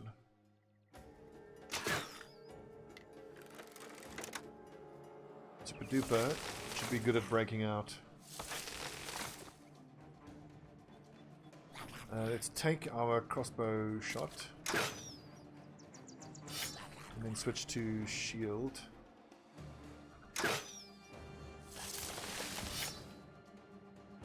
God, I hate goblins so much. Release the dog? Eh. Squires are amazing. I love squires. Squires are so efficient, like in terms of how much you pay for them.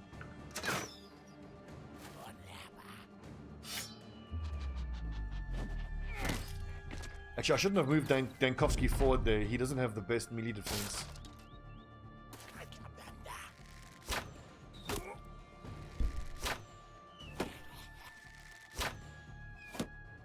Well, but no, remember with the night vision potions, it just means that the shaman has to, every second turn, cast night vision.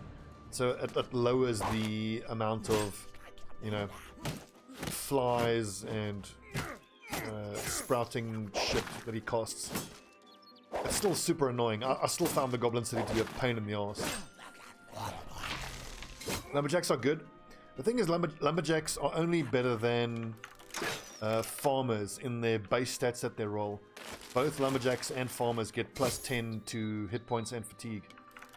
But you pay an extra 3 gold a day for a Lumberjack. Oh, so close. One more hit. This is a Crossbowman, so I am going to one-shot that piece of shit goblin. There we go. This is where the crossbows shine.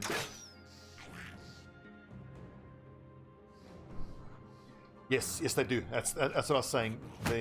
The only advantage that the Lumberjack gives you is higher stats that they roll. But then again, once your farmer gets that event where he gets plus melee attack stats, then it's felt very rare that it's felt worth it to take a Lumberjack for the extra cost.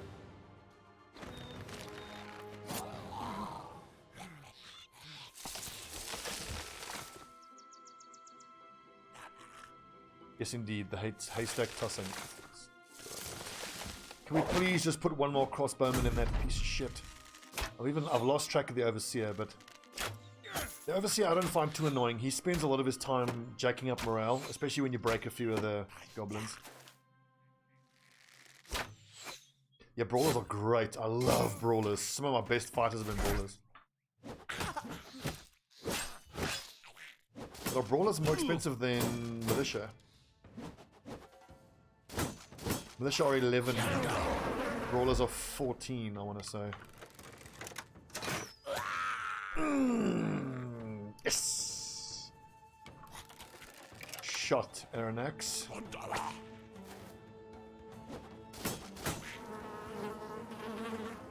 This shit. Here's a question.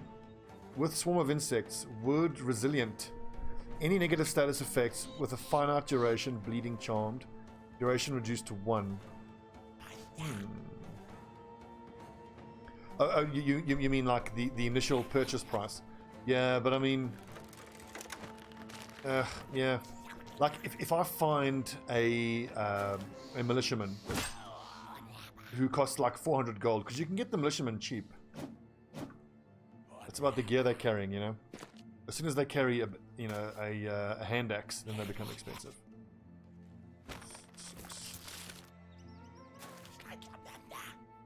And honestly, a lot of times you will buy a farmer with a pitchfork, and in those first 30 days, the pitchfork is what you want.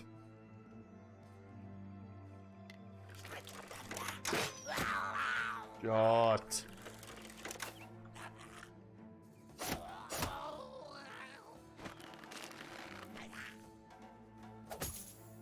Damn it.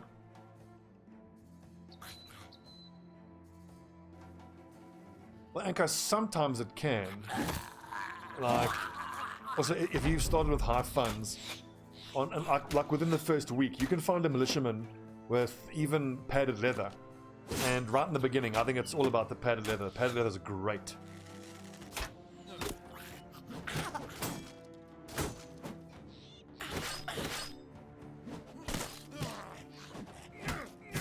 These insects lowering his range defense is ruining him.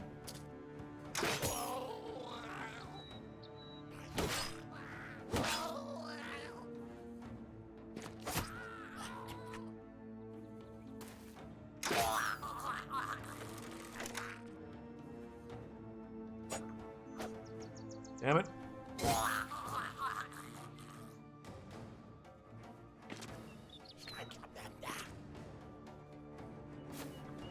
Charge them, men! Charge!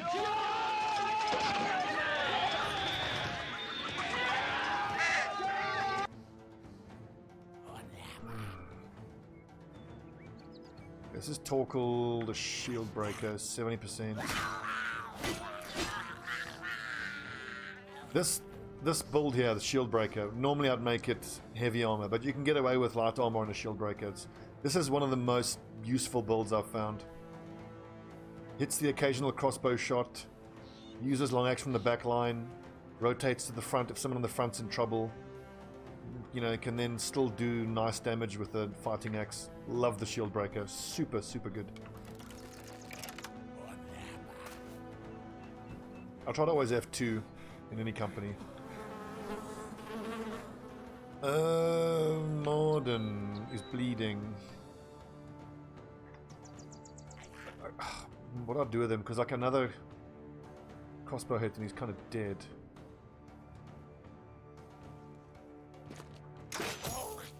Oh.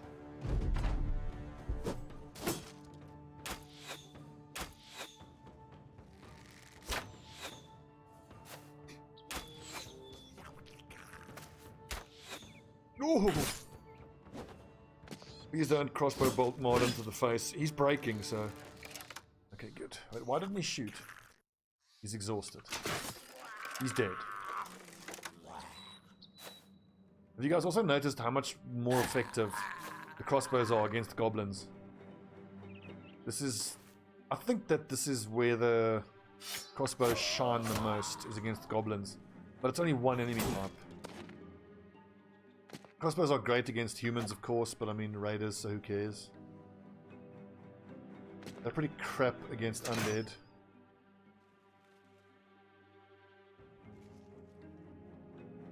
It's not so much the armor, no. It's the low hit points. I think that goblins have like the lowest base hit points. I think they have 40 hit points, I want to say. Yeah, exactly. It's their low HP. That's what it is.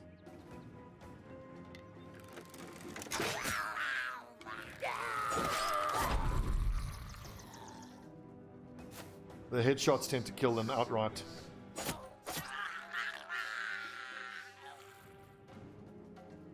Save your ammo, boys. Yeah, die, you little fox. God, when I was still new at Battle Brothers, fighting goblins was some of the most traumatic times ever. I'll never forget, I was only like a few dozen hours into the game, and I took a escort mission, and I had like 6 brothers with like gambesons and shit, and ran into 10 goblins. Oof.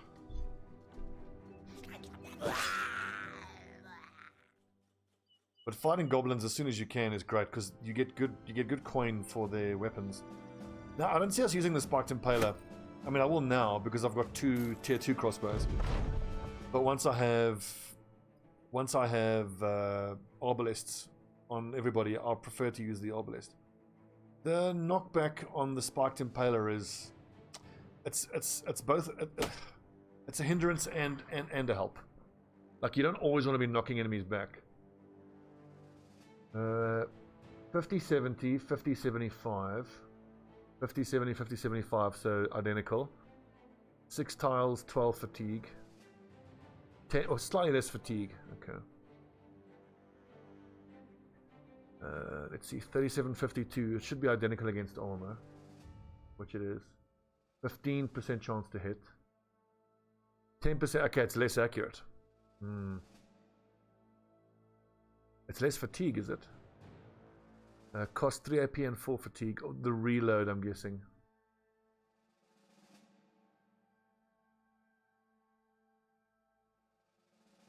Well, if by tougher you mean more difficult to fight, they're certainly not tougher in terms of durability. And I think for my next playthrough, I'm actually going to not use Fangshire from the beginning. I think I've become way too reliant on Fangshire in the beginning. I'll just have one lad who's accurate, slap Fangshire on him, and then you start fighting marksmen at night right in the beginning. It's too powerful.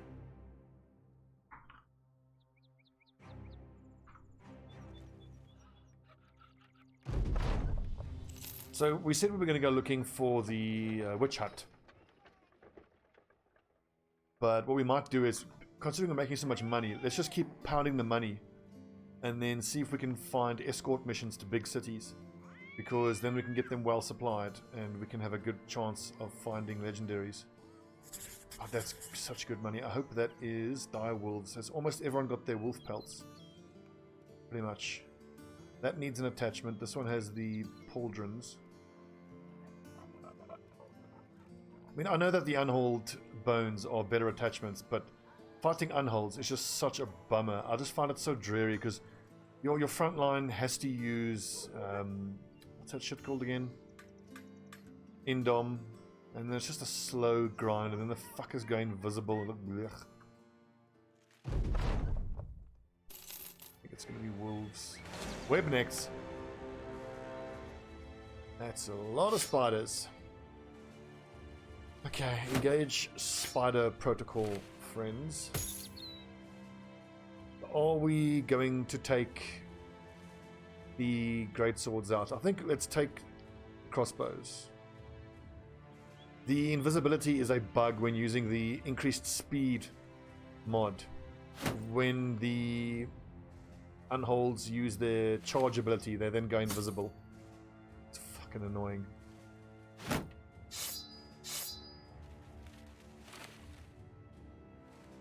My lads aren't going to fight naked. I'm just swapping out the damaged armor.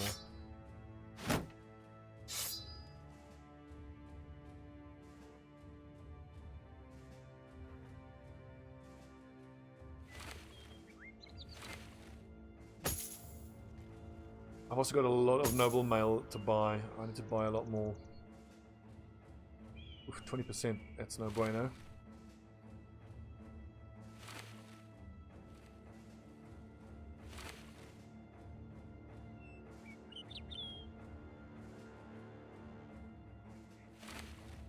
The unhold fights can be great if you can pull other enemies in to help you. And speaking of the north, I need to head up there and go take on the ice cave. I don't know which of the lads that I actually have here would be best placed to fight the ice cave guy. Maybe one of the Warbrand guys. Like, KK is not bad. I mean, he starts with 88 melee skill. He's super hard to hit. Maybe my dagger guy. The tanks will just get wrecked by the ice cave dude. That's not a good option. No, we didn't get the wolf yet. Griff, my longest sub. What's up, my man? Yo, yo, yo.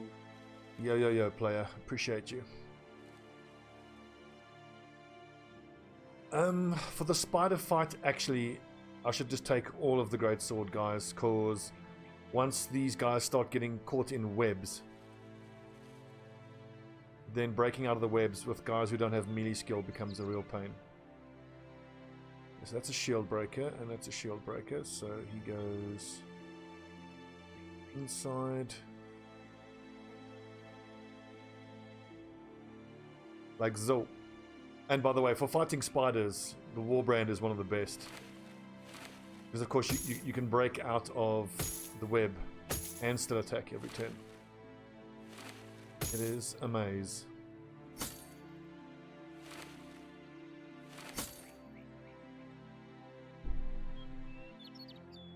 I can't wait for DLC, it's going to be so good. I'm especially curious to put together a team. Like, I don't know what team composition wise is going to be interesting. Because I do know for a certainty my next playthrough has to have 2 tanks. One of which hopefully we'll build with sword specialization so we can give him the lightning sword. I need 2 tanks at least. Hopefully one will be a sword guy. I need 1 dagger specialist for the obsidian dagger. I need 1 cleaver specialist for the ice cave 2-handed cleaver. I'm going to want at least 2 greatsword guys so they can use great swords and pole swords. And then I want 2 2-handed mace guys so they can use the 2-handed maces and the pole mace, I believe it's called.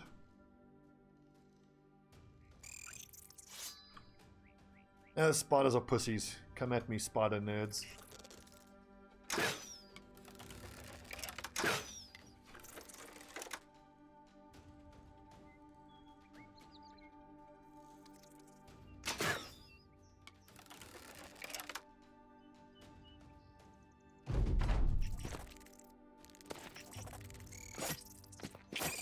"35 spiders." 35 and counting.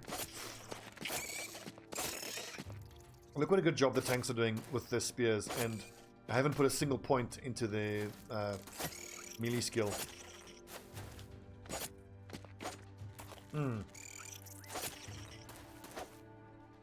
It is a strange weapon setup, but it's tailor-made for fighting spiders. So if my Warbrand guy has Battle Frenzy, he should one-shot the small spiders. And the beauty is they can break the silk and then get an attack off.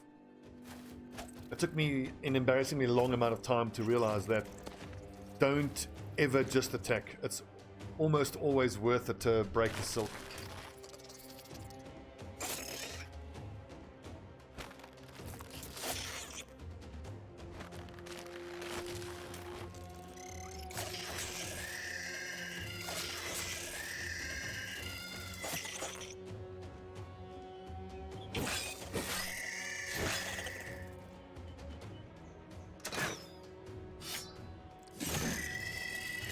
I must remember that with my shield breakers. If I want to get 2 Danax attacks, I mustn't use the crossbow.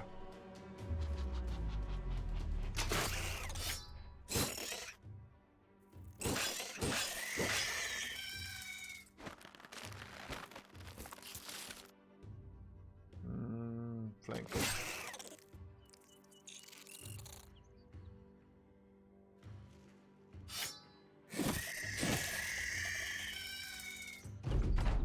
We killed, what, I think 6 spiders that turn. Very nice.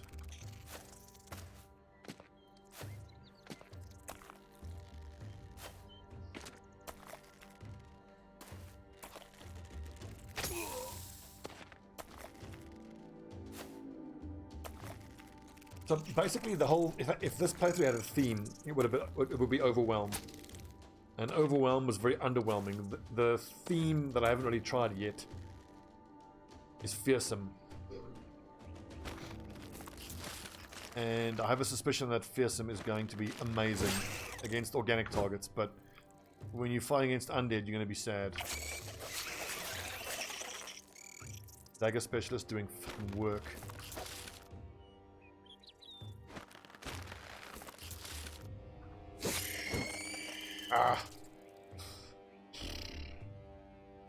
That's the thing though, when it applies.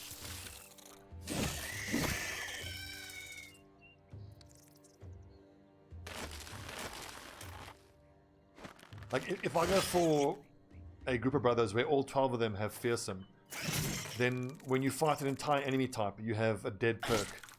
on all of your brothers. That is so bad.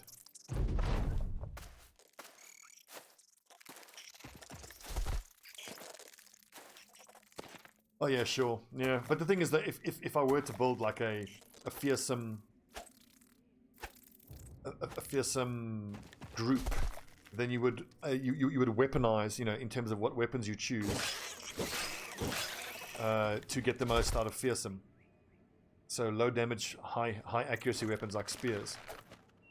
But then if you go for spears, you're even more ineffective against undead. Maybe like a cultist flail type of build?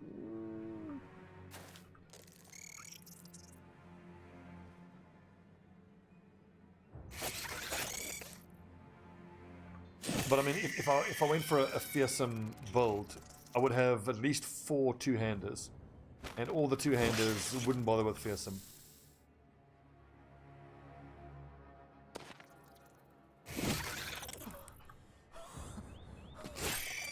It's funny, after my last YouTube playthrough with Damage Inc., I had at one point 4 two-handed hammers.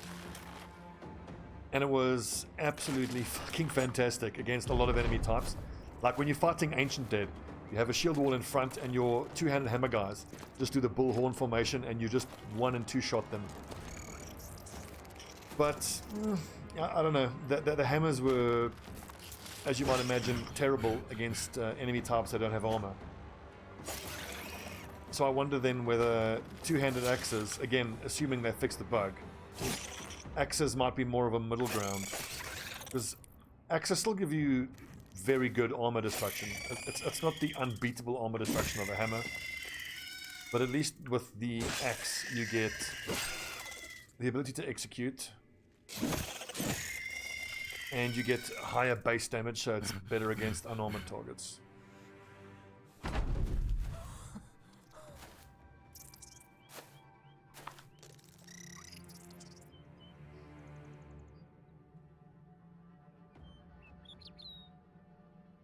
I kind of feel like the couple of times I've used fearsome on various builds, I've gotten the most utility out of a pure archer who's going fearsome.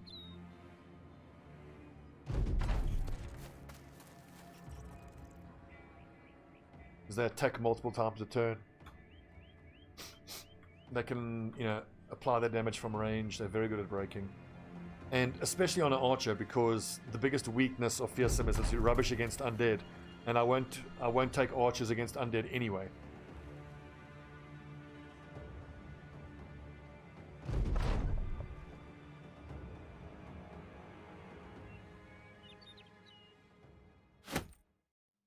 I also feel like fearsome on an archer, especially if it's a pure archer, which is to say it's an archer that doesn't have dual mastery with throwing and bow mastery.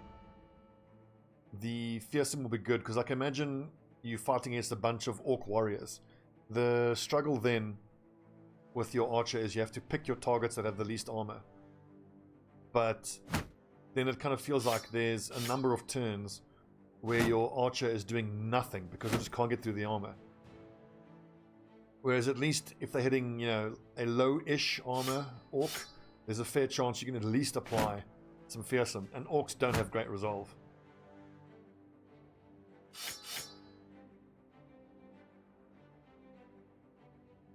You don't mean bloodthirsty, you mean killing frenzy. Undead fight's all about killing frenzy. Yeah. Executioner does nothing to undead because you can't injure undead. Also, Headhunter has proven to be not worth it. Like on this build with a pure crossbowman, how can I get more out of it? I mean, clearly you swap out Headhunter.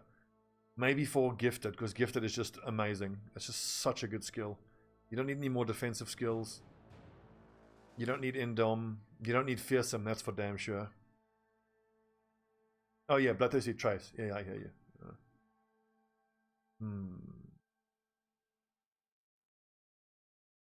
You know, I don't take Anticipation anymore. I don't feel like I need it.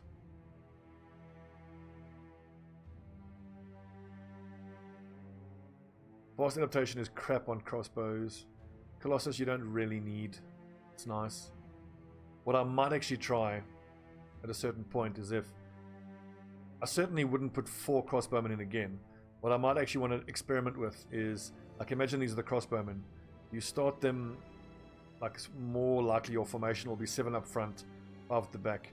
You give the crossbowmen Lone Wolf instead of Headhunter, and then they can go off to the flanks and get the utility out of Lone Wolf. But yeah.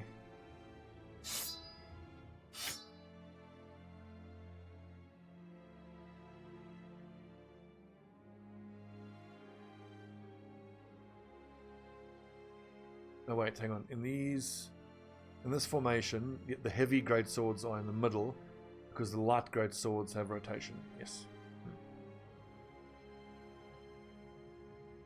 For archers, you can take taunt. What? But so, taunt is a very underused perk for me. I don't use it a lot. A couple of times I've tried it and it just seems to have failed. The way I understand it, the target, if, let's say I have a raider who's in contact with Wolfster on the front line, if I use Torkel, if Torkel uses taunt, it doesn't really do anything. Because that guy can't taunt me. He's not going to move and take Overwatch hits. Wolfster would have to use the taunt. Taunt, actually, though, I doubly wish, instead of Overwatch tanks, I wish these were taunt tanks. Because that then makes them better against the witches. Because you can taunt the witches, so they then don't cast their spells. Fucking bitches. So where is that wooden stick? We need more wooden sticks.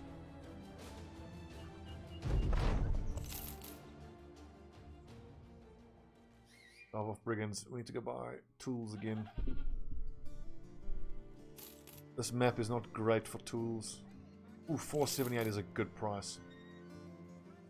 Let's offload everything then.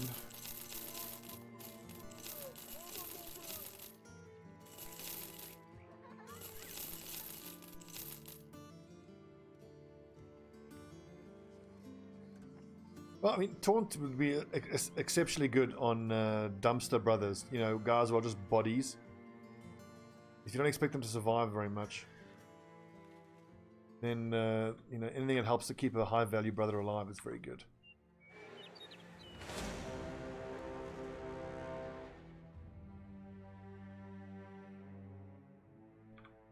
Yeah, I kind of want to change the way I play because if you look, I'm 250 days in and all of my lads are farmers, shepherd, if you can believe it or not. Apprentice, wild man, fucking love wild men. Vagabonds, vagabond, wild man. Butcher, I've gotten some good butchers. There's a militiaman. At this phase now, if this was not an experimental team, if this was like more of a serious team, I would have quite a while ago have switched towards hunting for high value backgrounds to replace these guys, but I'm not going to bother with that. Good profit. Well, Wolfster, if you are getting duelist on your archers though, are you taking throwing mastery? I'm not crazy about that. Like, if I'm going to build a hybrid archer, I'm not going to bother with duelist, because the way I use the hybrid archer is throwing Viking weapons to shred armor. If it's an armored target, then they quick hands to the bow if it's an unarmored target. I feel like if you're taking duelist on a throwing weapon guy, hell, at that point I feel like you're in for a penny, in for a pound, because if that guy's using his bow, you've got 2 dead perk points. My liege. Good tonight. A baby panda, thanks for subbing. 20, 40, 60, 80, 120. Welcome to Camelot. 'Tis a silly place. And speaking of duelist throwing weapon masters, we had one in Damage Inc. And he was great in certain situations, but he really has to be throwing over 2 squares to be doing anything. And at that point, I'd rather use a 2-handed weapon.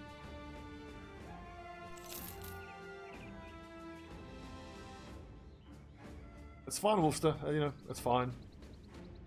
I don't know. I really like my hybrid archer build. Personal preference for me, I think. Right.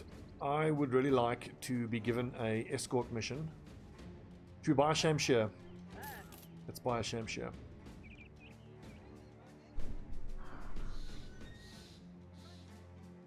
Oh, Baby Panda, you're so welcome, man. I'm glad you enjoyed the playthrough.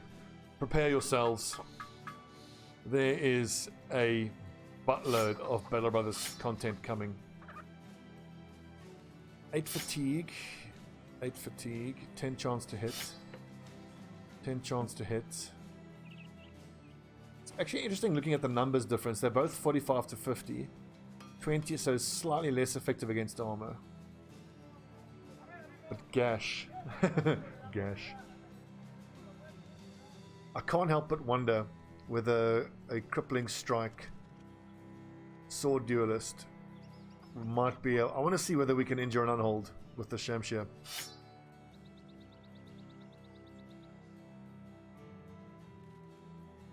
I can well imagine if you can find a legendary Shamshir with what a fun word to say, Shamshir.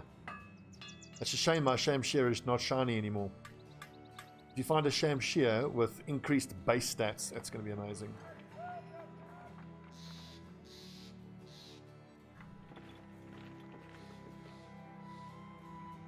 I don't really need to keep buying more rondels. We just need the one. We don't have any flail specialists. How are we doing for weapons? We just need to buy arbalists, really. Fighting axes. We need one more greatsword.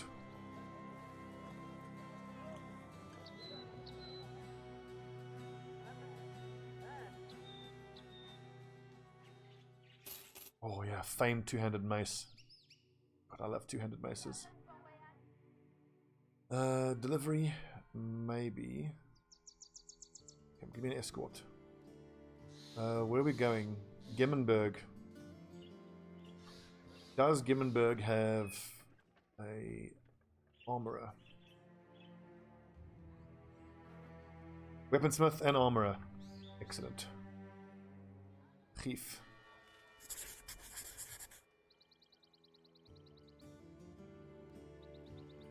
So the bleeding applies if you do enough hit point damage. I don't know what the exact number is, but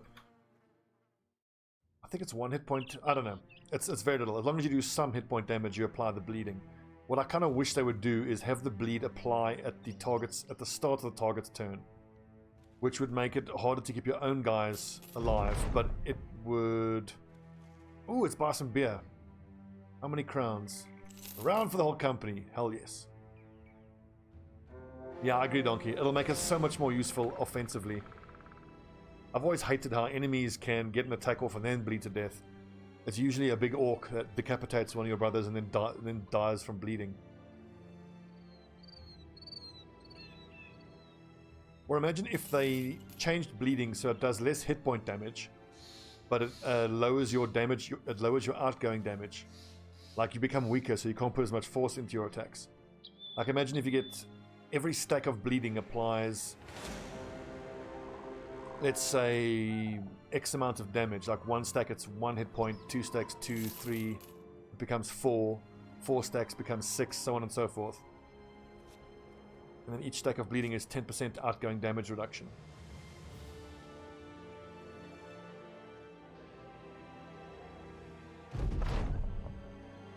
That would certainly make fighting big bads a lot easier. Like dragons, because you just whip them. Stack a bunch of bleeding, lower the outgoing damage. That's also decent, that could work. Lower accuracy. Right, we need to get into the habit now. This is something I've been bad at. For the whole 260 days, I haven't been checking out the rumors. Because now we have a group of lads who can take on most of the ruins. So we should be looking for rumors. What you got for us? Give me legendaries. Oh baby, that's a legendary that's a legendary war brand. Ugh.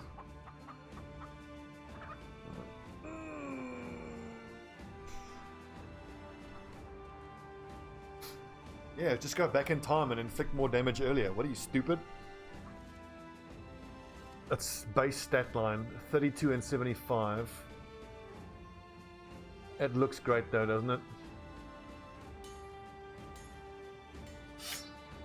I think I might actually not buy that. It hasn't rolled any extra damage. So 50, 70, 20, 75. So you're getting 12% damage, armor damage ignore. And you're getting slightly less fatigue. Unfortunately, that is crap. That's extra damage.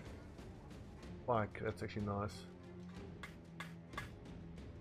Less fatigue, but I mean, but the speedum is rubbish anyway. That's very unfortunate. Should we pick up a fencing sword for our duelist?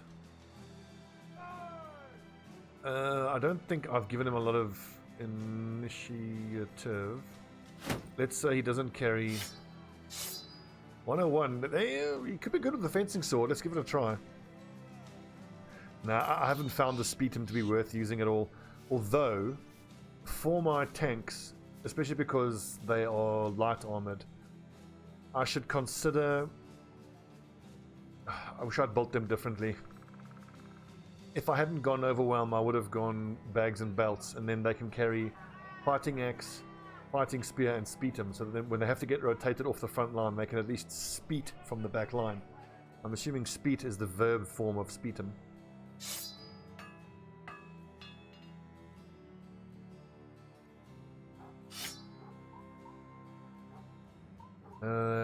Inflict additional damage the higher the user's current initiative.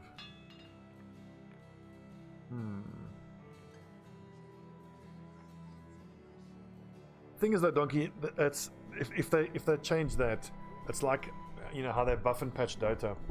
The changes that happen affect like the higher skill players so differently to the lower skill players. Like making the legendaries reliably better is going to help the lower skilled players, but it's going to make the game far too easy for the more skilled players. Exactly what Super was saying. 10% chance to hit, 8 fatigue,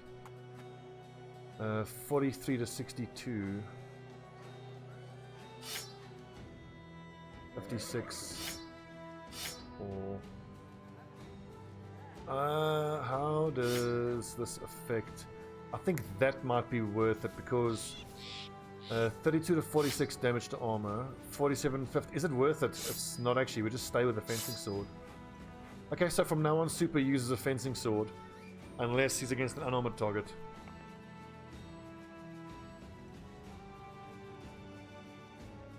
Well, what you're saying there reminds me of my attempt at making a Roman testudo formation, where I had 12 spear and shield specialists. I think what I should have done is given them throwing weapons as well, so all 12 literally just march forward. You have to do almost all your fighting at night because, you know, that's how you counter the enemy ranged fighters. But it had some cool moments, you know, where you'd have 12 identical guys. The guys in the back line throw javelins, the guys in the front use spears and quick hands to their swords, or gladii as I like to imagine. You are completely defeated by enemy shields. You only struggle against shields. And then the guys in the front, you know, take some damage, they get rotated out.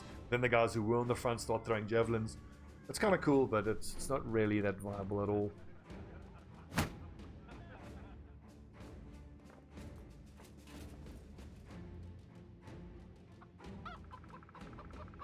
Yeah. So speaking of that testudo attempted formation, you can maybe do like a Viking fighting line, because then you get to use axes. And if you have 12 lads with axes, and I know Vikings used all sorts of weapons, I know, but if you give the axes only restriction, so you have 12 identical lads, all of them shield specialist, all of them throwing specialist, all of them axe specialist. You run forward, break through shields, throw the shit out of them with throwing axes. The guys in front get beaten up, rotate them out, repeat. Can be good. Place called Tomb of the Old Kings. We might go have a gander.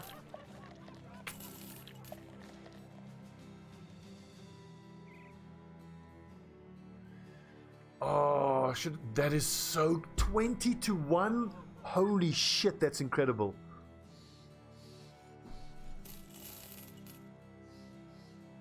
So Steinhardt's Noble Mail. That is the most incredible light armor I've ever seen. I've never seen light armor that good. 20 to 1? What can we sell to buy it? Do we just get rid of the great swords and buy it? I can always... Okay, I don't need that. Oh god, that's amazing. Let's see, so... Is that 69 or 89? 269. 331, holy fuck! And that's going to go even higher when I put wolf padding on there. Or unhold bones. I go super enjoy. Now, let's make super duper noob, super fancy noob. 331 now becomes 336.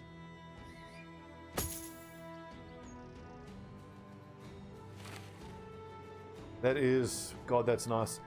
Unfortunately now, we have put the entire team pretty much into penury. The lads are poor. Luckily, we just got ourselves a patrol mission, so let's go straight to Tomb of the Old Kings and get super killed forthwith. That's exactly what's going to happen here. Necromant, that's a lot of fallen heroes. Ugh.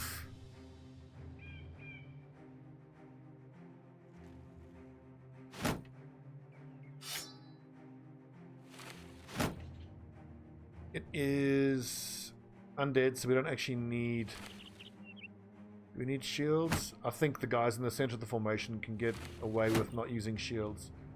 We've got spears to hit zombies, we've got axes to break fallen heroes. Let's leave the light warbrands behind. We'll take the shield breakers.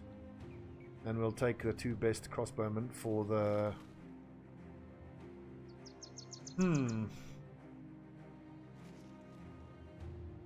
Should we leave the shield breakers behind and take the other war brands? I think let's do that.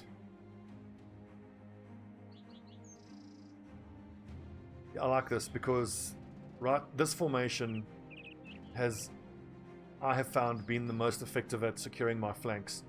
Because you've got 4 guys who all swing in big circles.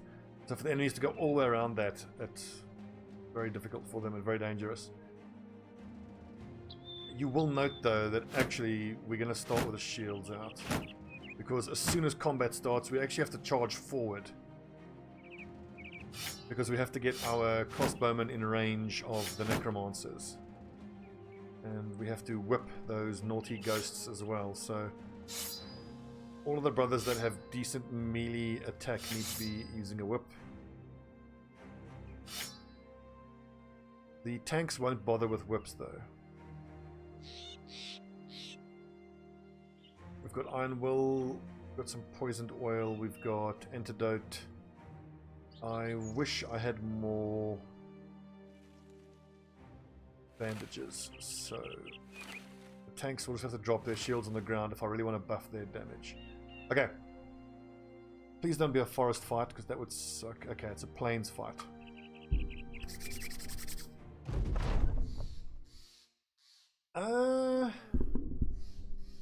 This is actually okay for us. I don't mind this too much. Assuming the necromancer's on the low ground. This is going to make for an interesting battlefield.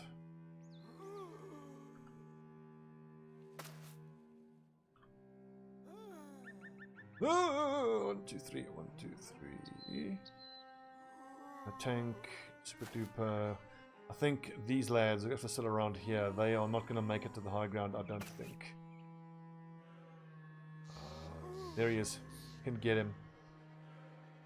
Fucking get him. Problem is, if my archers are here, 1, 2, 3, 4, 5, 6, 7, 8. Damn. We're not in crossbow range. This could be tricky. Dagger specialist. I'm actually going to put my greatsword guys there, and I'm expecting the fallen heroes to come around the side of the flanks. But no, I need my whips up front.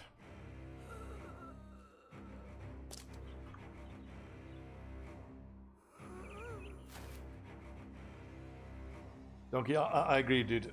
The new grave, the new backgrounds, as you're saying, battlegrounds, is also, it's one of the things I'm looking forward to the most.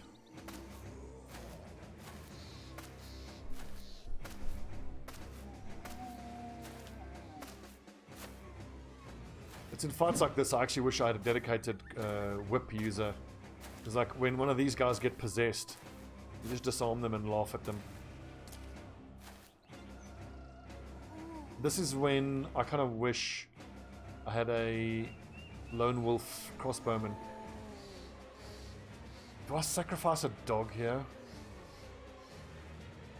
No, these ghosts are all whippable.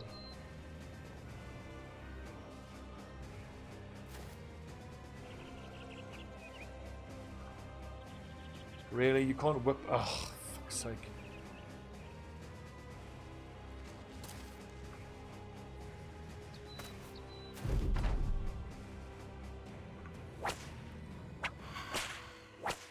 Oh, super unlucky. 59% attacks and we only hit 1 out of 3. That's going to be good money. You're going to make nice money out of that. I think actually Wolfster... Yeah, start moving to the southern side of the flank. I've got Anko and Wolfster moving to reinforce the southern part of the flank. We're going to crash through those shields. We're going to struggle with all their armor. But the main thing is it's going to take Dolmar probably 3 or 4 turns to get an angle on that Necromancer. Scary.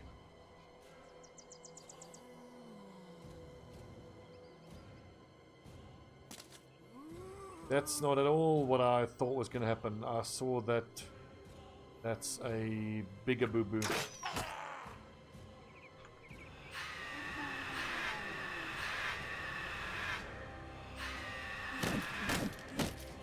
Owie! Oh, come on! That's one thing I wish that I could see what the actual percentage chance for morale was. We're not that much in trouble yet because Sub Hedgehog can still rotate Marden out or even Super Duper.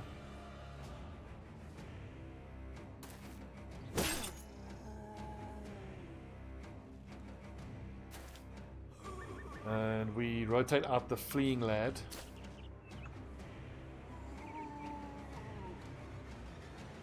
Sub.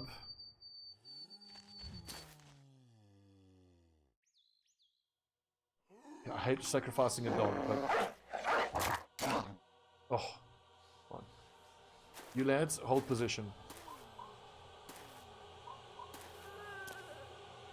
Those maces are going to be nice money. The thing is, the Donkey, we don't know whether these new battlegrounds, like, it could make fighting encampments a lot more dangerous and difficult because enemy marksmen are hard enough to deal with already, but if they can hide behind barricades, it's going to be as though you're fighting them in a forest.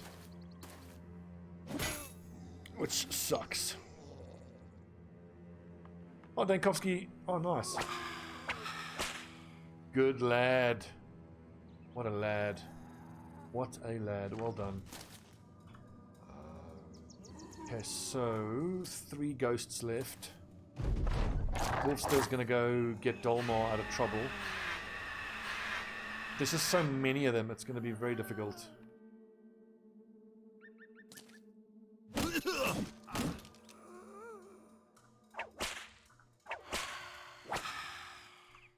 Bless you, Super. Bless you. Dolmar needs here as a dog that he can drop.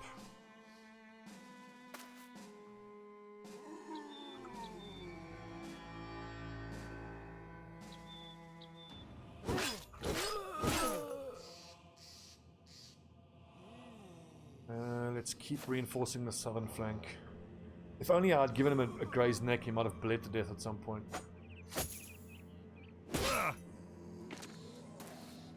Right, so Dankovsky, if you could whip that naughty Geist, I'd be very appreciative.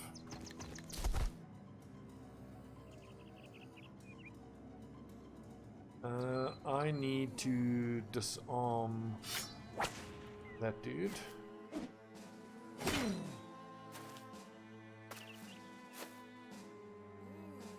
I'm also pretty skeptical of the firearms. My hope is that they are super rare. Not a fan.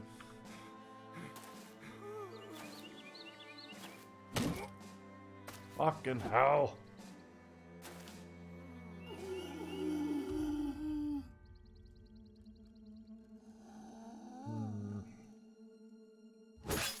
The thing is, there's a bunch of different guns. There's the like blunderbuss thing, which is a one-shot use. Then there is also a musket type thing, which is not a one-shot.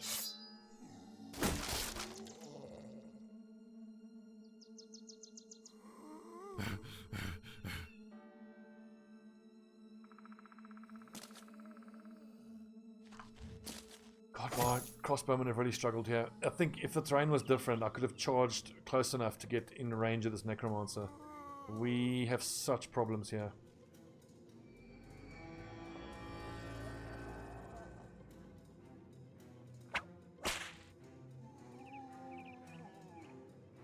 Yeah, honestly, whips are amazing.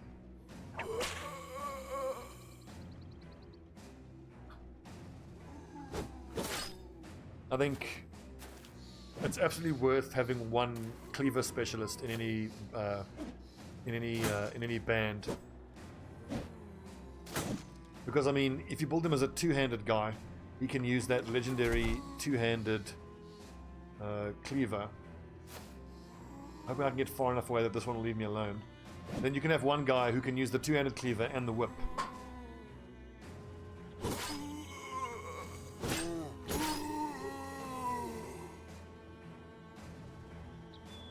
Now, Loves to Splooge does not have quick hands. But I need to be attacking to get stacks of reach advantage up. What's his defense? 46 is pretty good. Let's start working on the fallen heroes.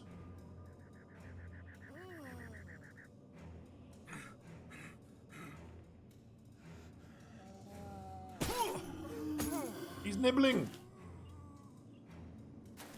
Oh, Christ.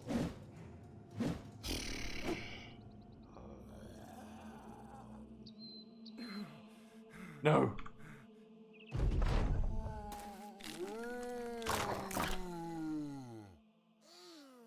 I can't reach him. Fucked. Fucked. Okay, super. Unfortunately, you have to lose an entire turn.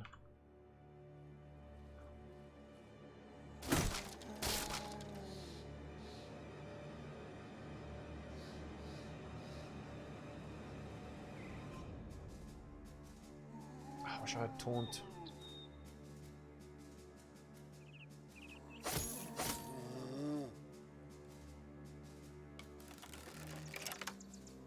How far away he is. Ow-wee! At least hit his own lad.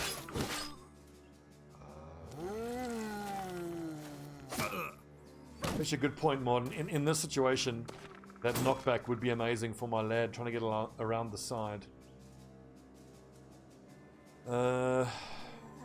It does not. The Witch's Dagger only raises living human targets. What was that hit chance? That was an uphill attack with an axe against 24% that hit. I forgot it's Dankovsky. Dankovsky doesn't actually have the best defense.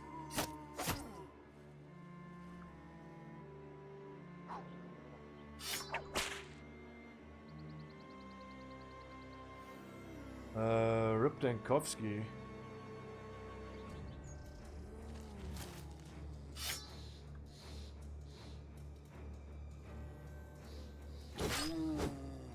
God damn it.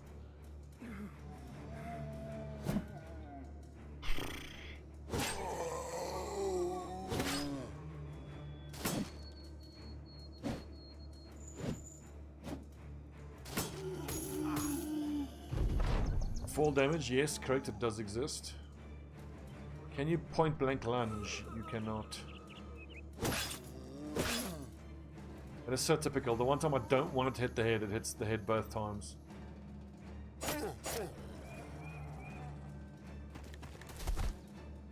Keep running. Olmo. I need this zombie to lose interest. But more likely he's just going to close in on Marden.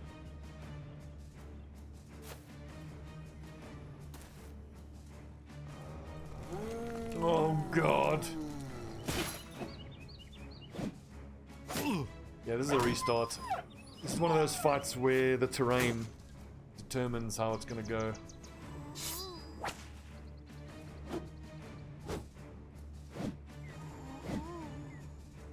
Okay, we have a cut artery on Dankovsky. We need him to get rotated out and treated.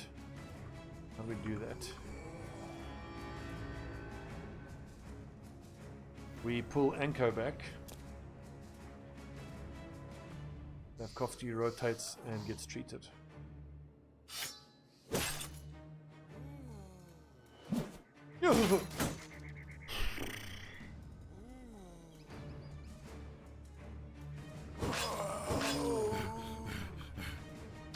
Nibble, nibble, nibble. I don't know why the nibble animation is so amusing to me. He's exhausted, of course he is.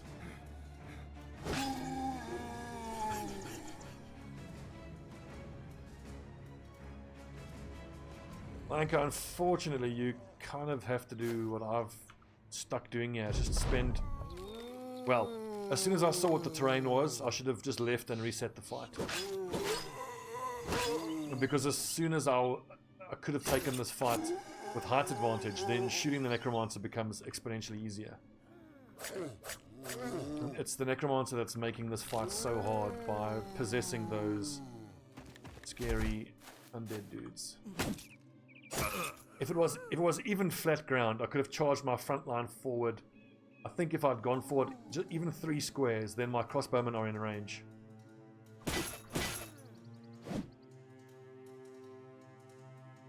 Yeah, I never understood that. Ooh, you know you did. And the problem is now is these two guys are going to get stuck in. Oh, that's bad. And at least now my greatsword guys can focus on attacking rather than having to use a whip to disarm.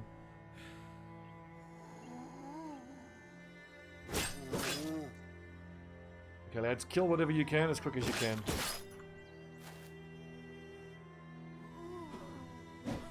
Ooh. Ow!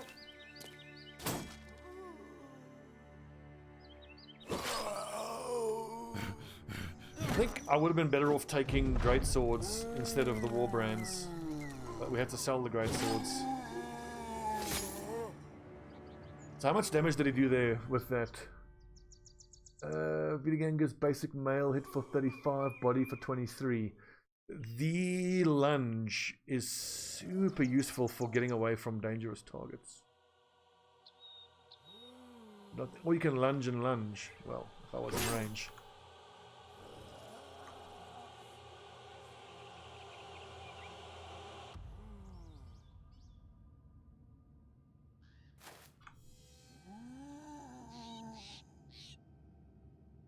Ah, bandage yourself. Good lad. So KK is in big trouble. I think if he rotates with Ulfert though, he's in less big trouble. Sigma. God, we got a lot of fallen heroes to crunch through here.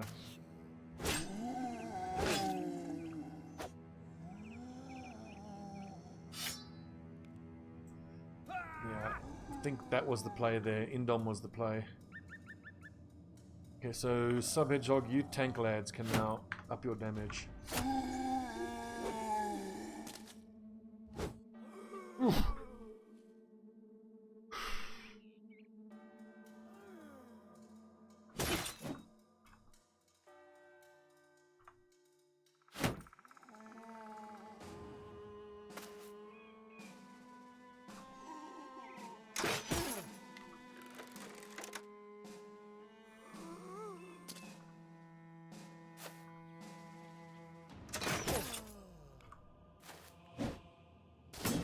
Oh. So on this side of the formation, we're working on these two. This side of the formation, that one is the number one. Well, we'll kill the V-gangers first, and then we'll work on the heroes. Oh, God! So scary.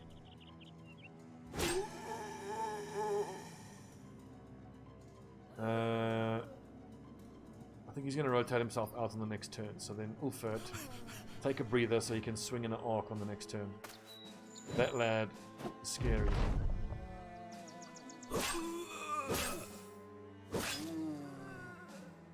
I could have been using him better. I should not be attacking armored targets at all.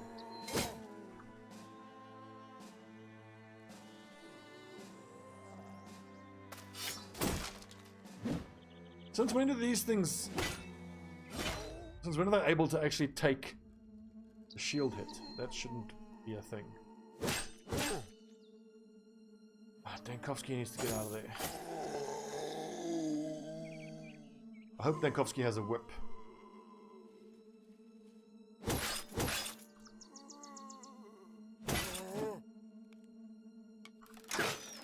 No! 81% chance, miss.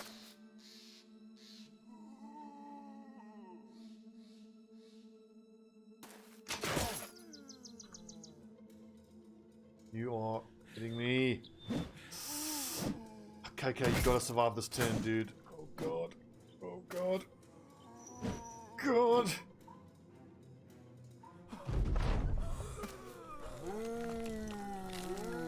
So Dankovsky needs to fight with a whip now.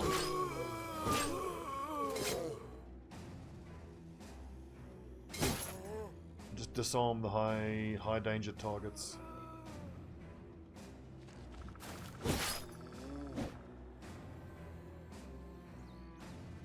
75% chance to hit. That's nice. 75% chance to hit, and he only has 60 melee skill, and that's with determined.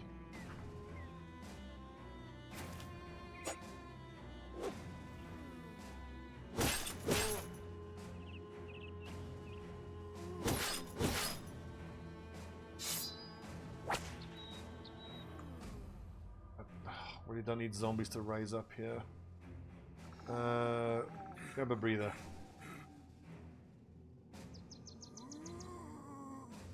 I mean, you're right, Donkey. It's kind of the first time I'm using the duelist. I think I'm finally using the duelist properly.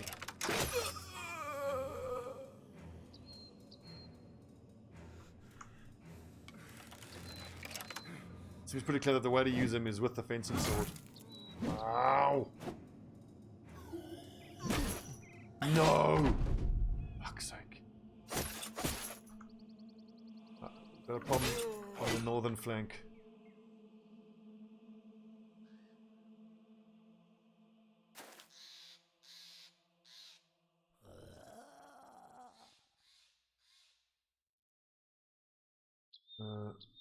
Shit. One more hit and he's dead.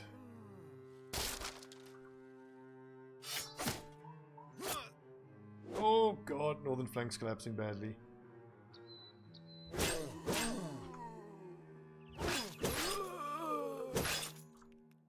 Yeah, I think this is still a reset of a fight.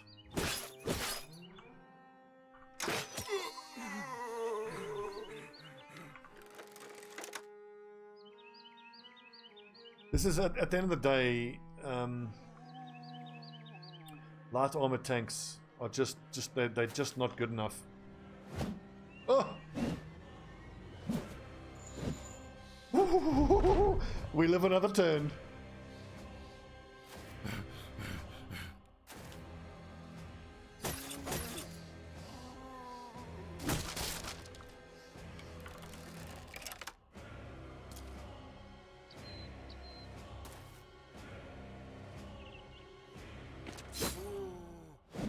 No, only one of these hits. There he goes.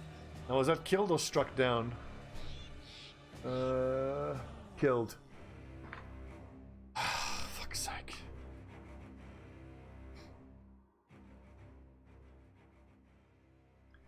Now, we'll replay the fight where we don't have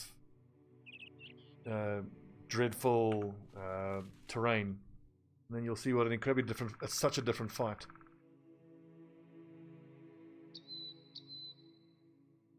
God damn it.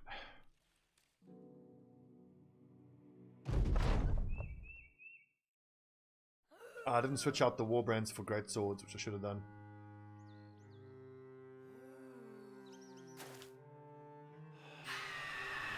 So this is the downside of charging forward and grabbing all that real estate, but at least like on turn 1 we're in range of the necromancer.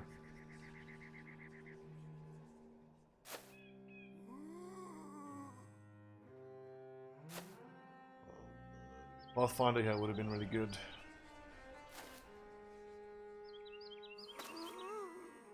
Our formation is kind of all over the place.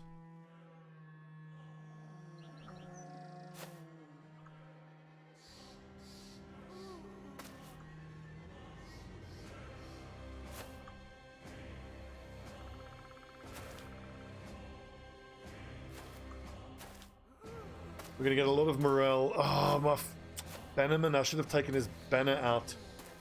Shit, we're gonna get totally shattered here now by these screams. I'm tired, I'm not thinking properly now.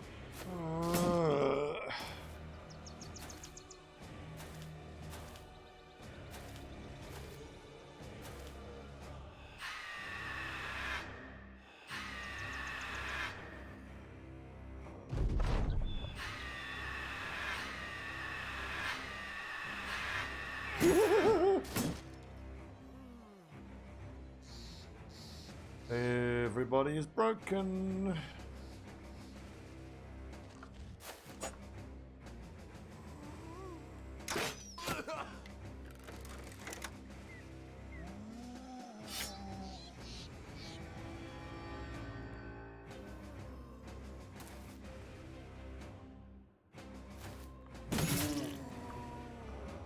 Okay, I'll do the dev blog tomorrow. Now's not the time. I need to be thinking clearly for the dev blog.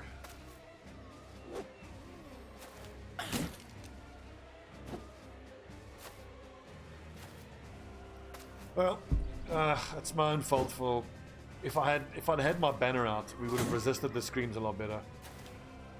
My own fault. And also I should have given great swords. Who was that who blocked all 3 of those mace hits? Bankovsky, well done. Super, get back here!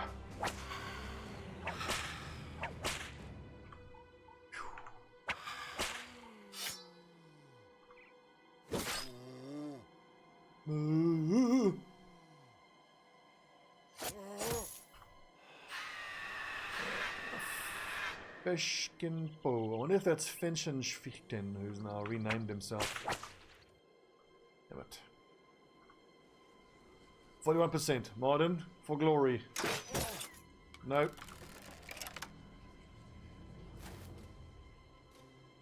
Gee, if I rotate a potato here, he's from height advantage and then less likely to get hit when he flees.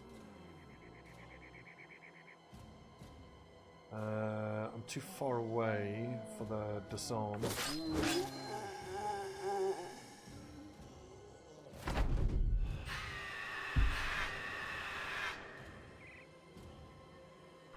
Here we go, Martin. For glory! God damn it. Dalmar supposedly is the second string crossbowman, but showing Martin how it's done here.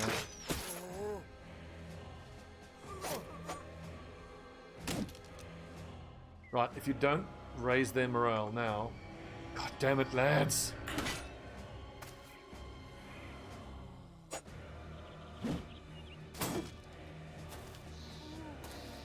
Now, if only my 2 light armor warbrand users were heavy armor guys, that'd be so much more durable.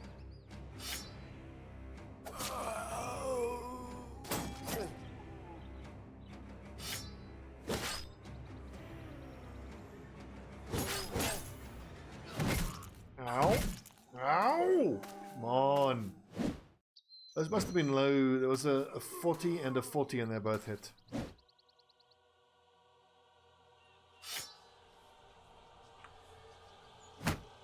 Super can start fencing now against heavy armor targets. Whoop-de fucking do.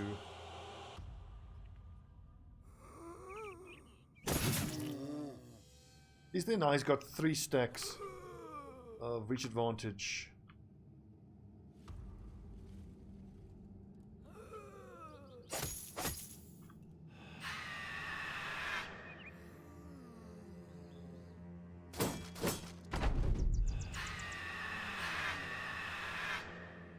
Ugh, boys.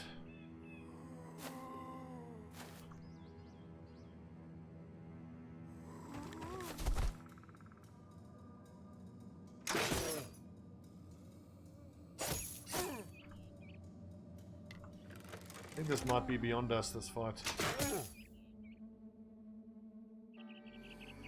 There we go. Which is lucky, I think. Okay, he's got one more turn before he's too exhausted to even raise morale. No, Sigmar is going to die. We can't do this fight. This is too much. You need a properly constructed band to do this. This experimental light armor shit just doesn't cut it. Maybe if I'd given them all great swords. He killed one of his own zombies, lol. Nice work. The best way to kill the Geists is with a whip. Nope. This fight's too much for us, unfortunately. Should we try one more time and give the two-handed lads the great swords? I sold the great swords. Damn.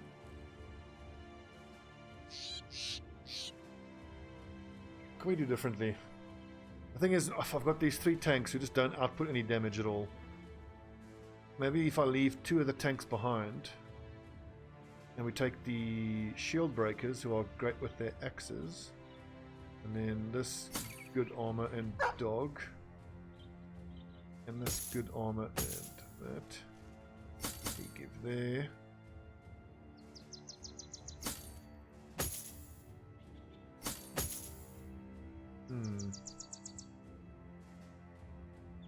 That's not at all true, Gecko. Unfortunately, the Necromancer will continue to mind control the enemies that come towards you, so going one step back, unless they've changed the way it works, that will completely screw you over if you do that.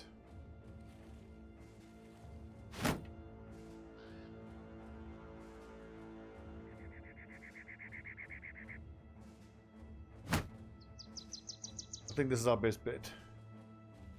Because now on the flanks, we've got the shield breakers as well, who once they've stopped shooting with their crossbows, they can take out their Dane axes and will support these guys a lot more. There might have been a time where you could have cheesed the Necromancer like that, but I think that time is pretty much long gone. Do you guys remember back in the day when you used to be able to get your... Well, this is when your bannerman used to use raise morale, and it would take your guys to confident. Remember that? And then you just hide him in a bush, and you just sit there and play the trumpet for the whole battle. Those are the days. Every turn. Oh, those were the days. There he is. Okay, this now is the setup we need. This could be the one. It all depends on... We can shoot 7, so 1, 2, 3, 4, 5, 6, 7. So as long as my crossbowmen are here, they can hit the Necromancer, so front line goes to that square.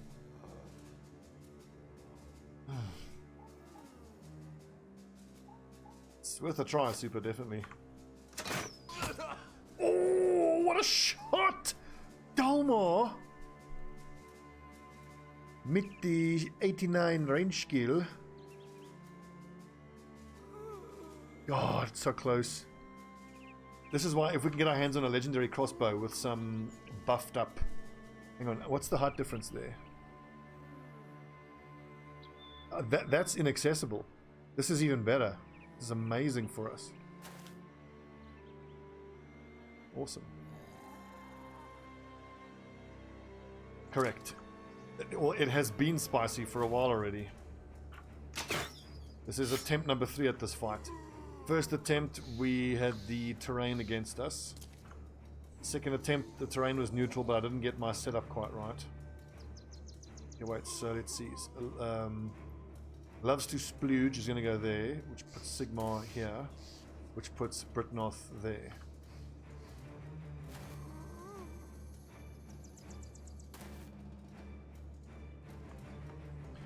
Now, okay, so that's actually the spot where Ulfert needs to sit. Burgle Burgle. 58 views, this is actually really high for me. Welcome one and all. God, I'm so excited for the DLC, I can't stand it. Can't stand it. A part of me also thinks I need to wrap up this experimentation run, because this is all energy I'm burning up when the DLC comes out. Oh, that would have been so great.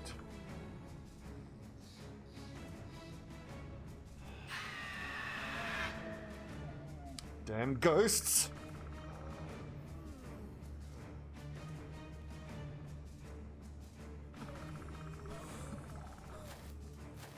Whipping those ones could actually be challenging. God, 251s both missed.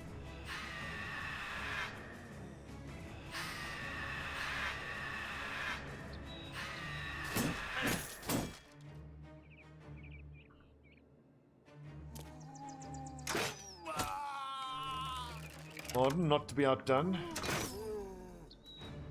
Okay, so we've got the Necromancer dead by turn 2.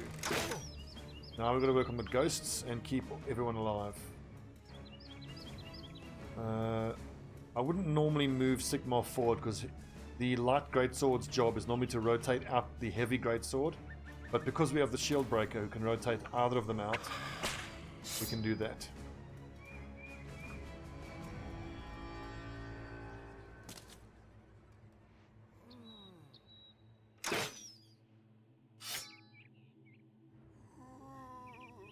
Do you think it's just the late game grind that's burning you out? Maybe it's time to start a fresh playthrough.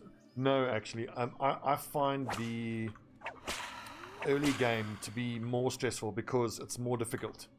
Because your guys are so fragile. Like once my warband is established, I find it a lot easier.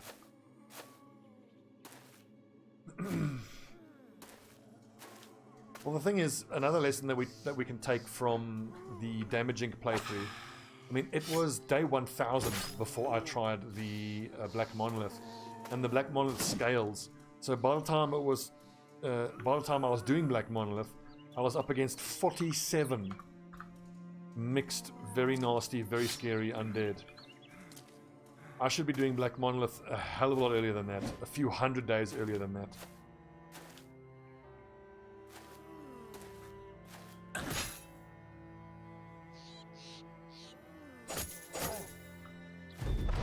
So like with this current band and save scumming as I'm doing, I would be looking to do the Black Monolith, you know, quote unquote. So really, it doesn't scale? I assumed it scaled because 47 is so much. Okay. Good to know. Today I learned. The Black Monolith is just as bonkers. I got absolutely reamed. It is just insane how hard the Black Monolith is. Now I would normally wait to have one of these shields broken, but I need to get my reach advantage stacks going. Stack.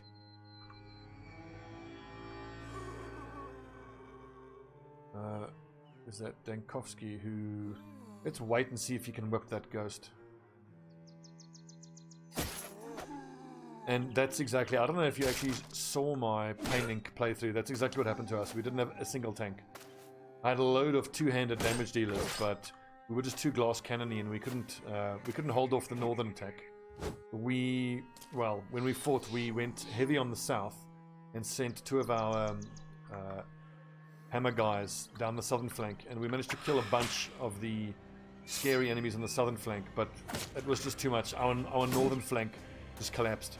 And you sit in that poison, and it's just god-awful. The glowing eyes indicates the ones that have Killing Frenzy active. Use !BB mods or BB mods. BB mods or !mods, and it'll show you what mods I'm using.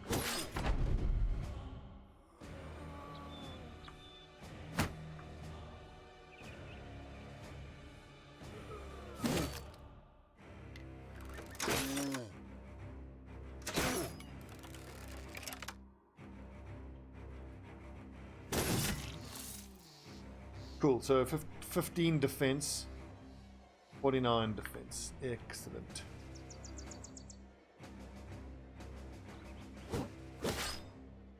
How does he miss a height advantage attack with a Warbrand? Annoying. Is anyone wavering? Yes. Ugh, come on.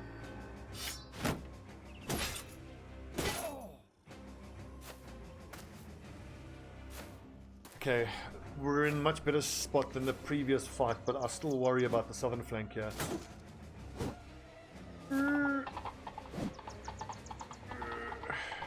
Is the full attention? Yeah, I'm not playing Iron Man.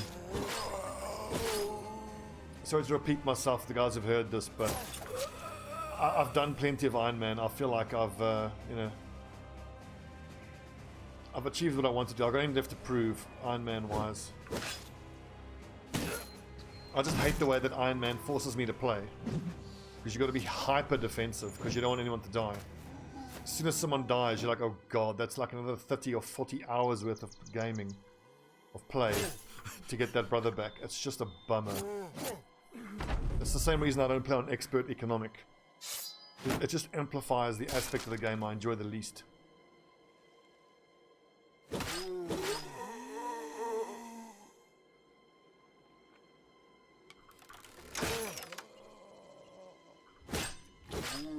Yeah, great swords would have definitely been the way to go, but we had to sell the great swords to buy that light armor.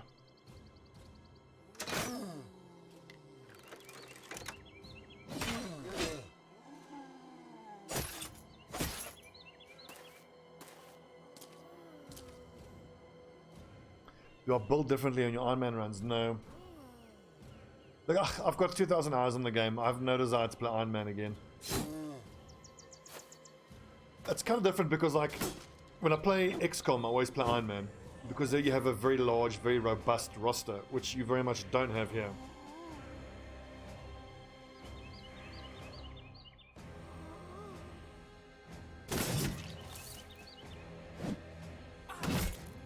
Come on with the hit. He's got like 50 defense, for fuck's sake.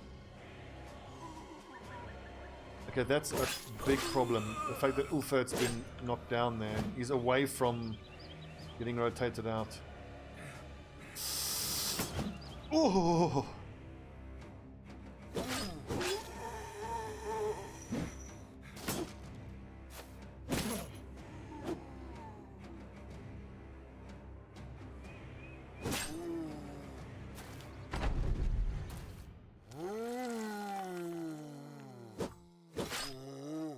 This kind of fight, I wish I had a cleaver guy.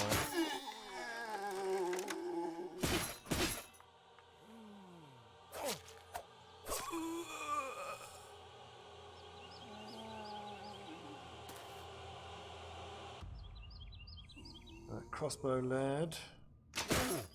Oof.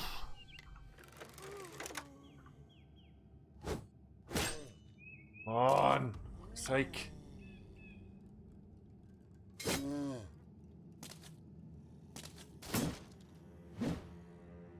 We've gone down to 16. We've killed 14 out of the 30. Let's see here. Kill. One thing I've lost track of in these fights is I should be preferentially killing the spear guys. They're the most likely to hit. Spears and swords need to get killed first. I think we rotate out now.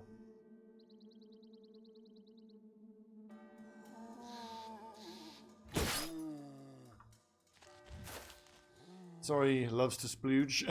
Good luck. Oh.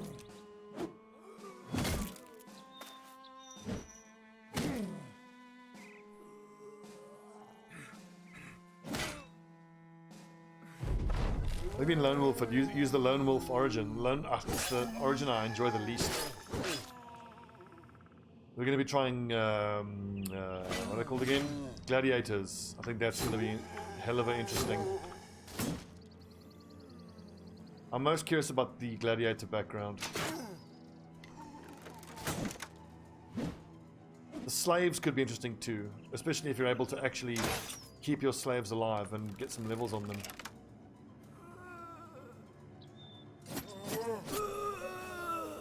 Good dagger, lad.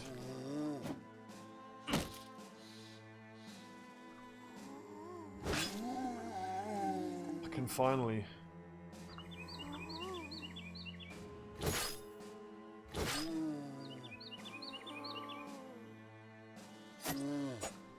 Ah.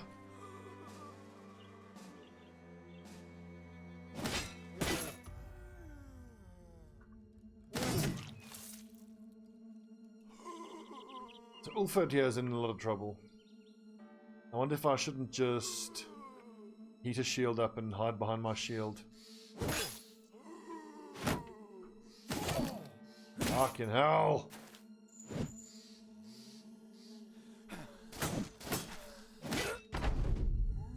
Yeah, he's fully surrounded at height disadvantage. We got an emergency at the northern flank. But again, I don't think I can get through this fight without taking losses.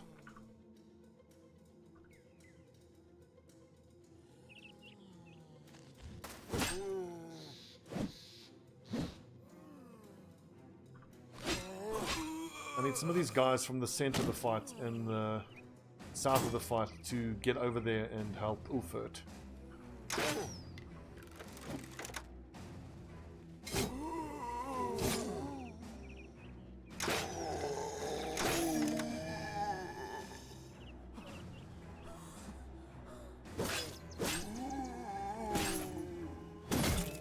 Oh, come on!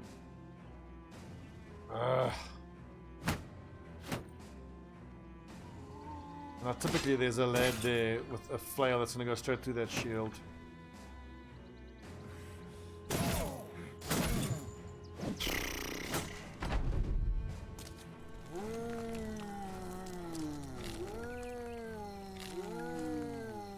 Oh, you mean like playing with only one brother? I'm sure it's doable, but that just sounds awful. You gotta... Ugh. Like 90% of the fights you won't be able to take. You're gonna have to be so selective.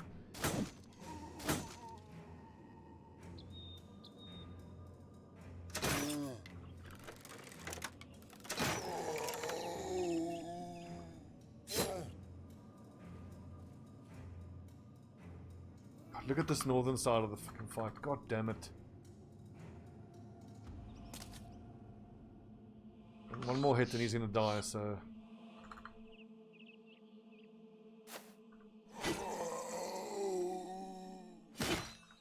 Clearly it's not a fight we can get through, or even on this either of the flanks we've got people dying.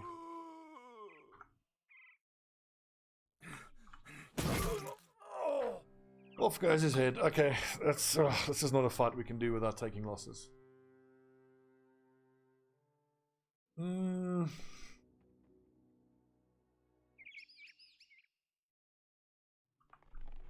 If I didn't have to sell the great swords, I think this would have gone very differently. Let's just go find another undead place that we can clear out.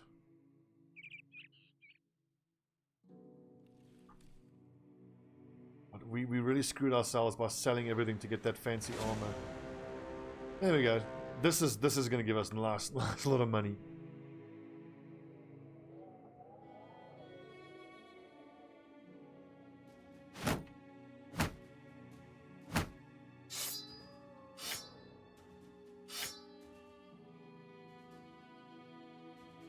For this, I think I want all the crossbowmen. Crossbowmen, and then... Where's my heavy... I need the tanks, actually. So we'll take the heavy great swords, leave the light great swords, and send all the tanks in. This is much more of a standard setup for fighting human enemies.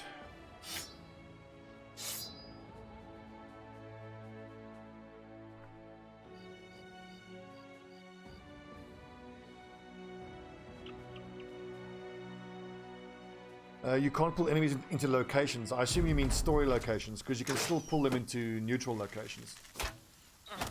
I've done it multiple times in this little experimentation playthrough.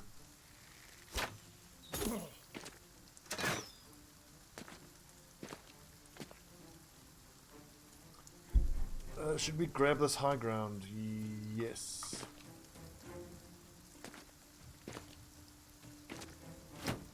Hate hammers. Suck.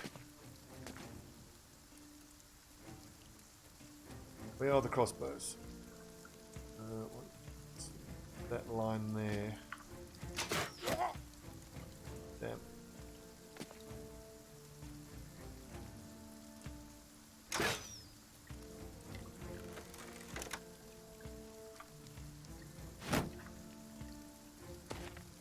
I don't know about you guys, but I have no desire to cheese Monolith. But I've tried it once and gotten ruined, so if I keep trying it and keep getting wrecked, I might have to cheese it.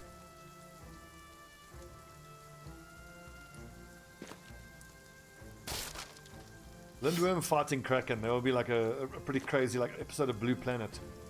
Can you imagine David Attenborough narrating the fight?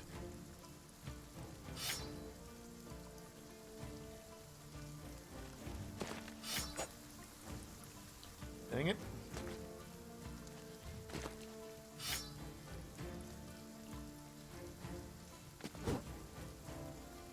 That miss.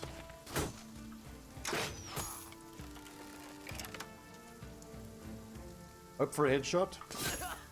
Nope.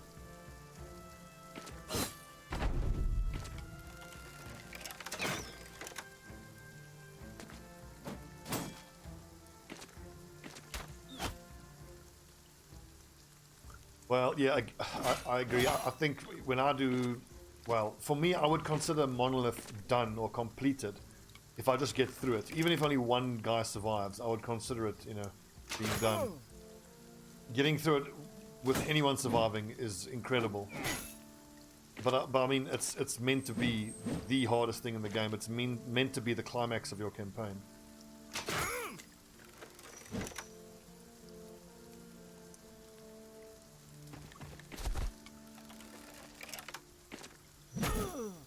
Fuck off, your flails.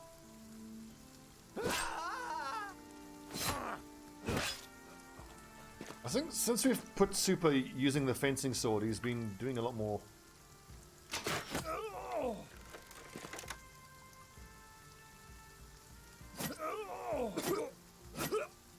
See how incredible daggers are.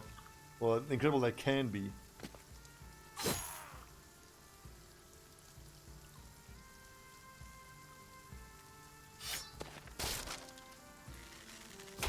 It's little things like that why I love my tank so much.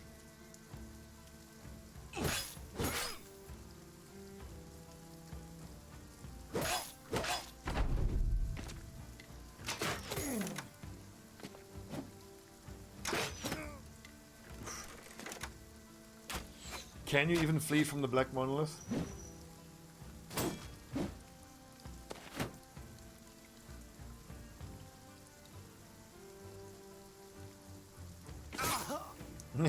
Okay, that's kind of cool. I'm really starting to enjoy that now. Nimbly jumping through the fight, that's kind of cool.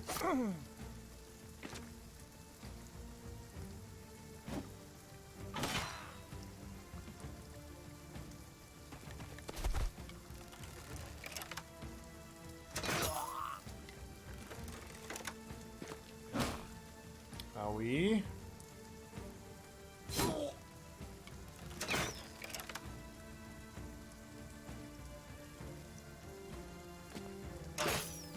Oh.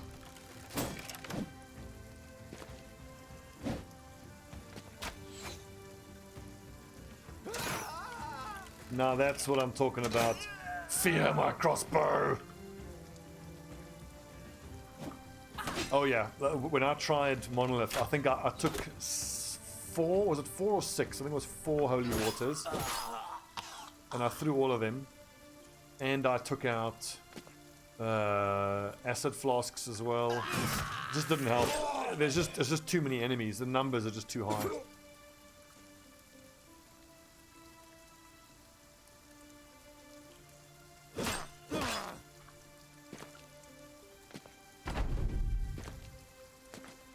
Where's my dagger lad? It's one thing I'm not very good at. I need to be more mindful. My dagger guy is a specialist leader killer. That's really his job. I mean, there's another leader there, I suppose. But... Do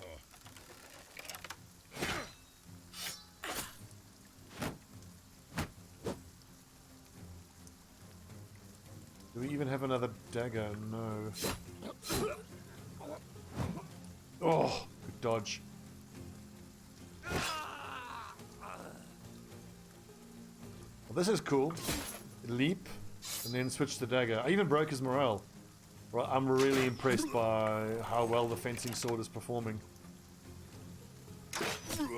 This was the whole point of this playthrough, is to try all the stuff I normally never try. Learned a lot.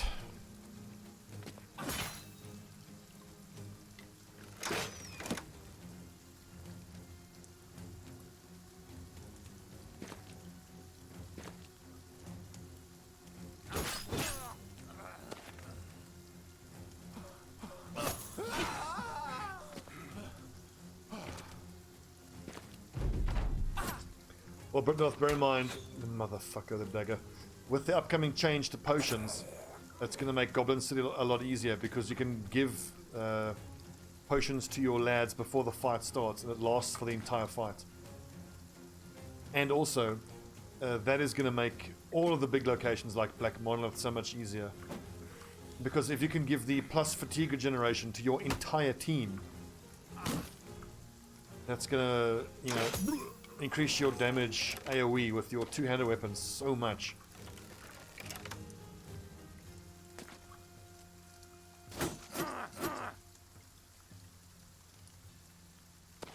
Get them, boys. Well, they lost already the whole fight, but you have to spend, you know, a few AP in the fight drinking them. So, yeah, you're right.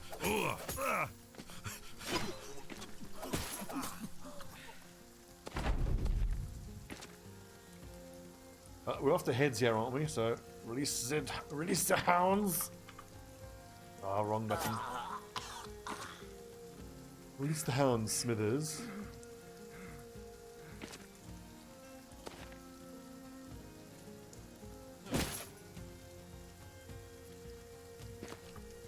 They don't even have that many hounds.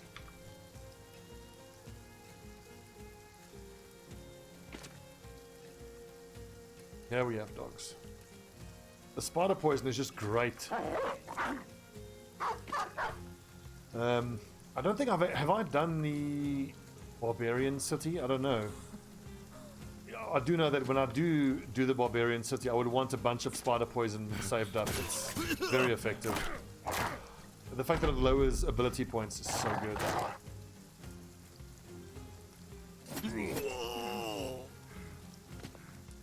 Well, I mean, look, if you stockpile a bunch of grenades, that's going to make a Black Monolith a lot easier. I'm assuming the undead won't be able to be stunned, but if I remember how the smoke works properly, gives you range defense, so that won't matter. I'm pretty sure the undead will resist fire, but you can still set the vampires on fire. That'll help. And I'm sure you can flashbang the vampires.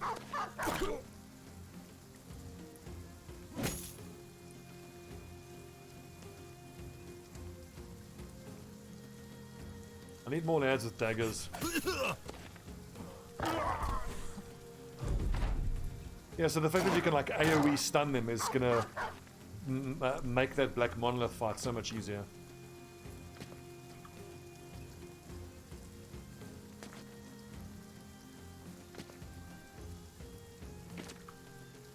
Just drop your armor, we'll let you flee. Lie down on the floor naked and we'll let you live.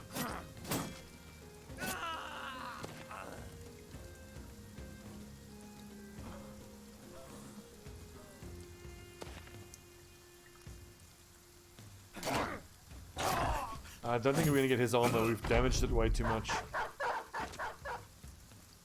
But this is what happens when I don't have mace specialists.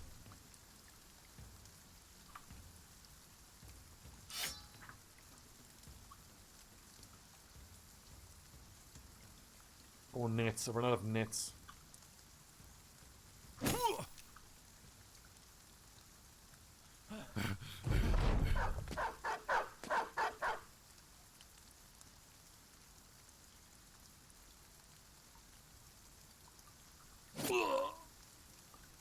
Well done.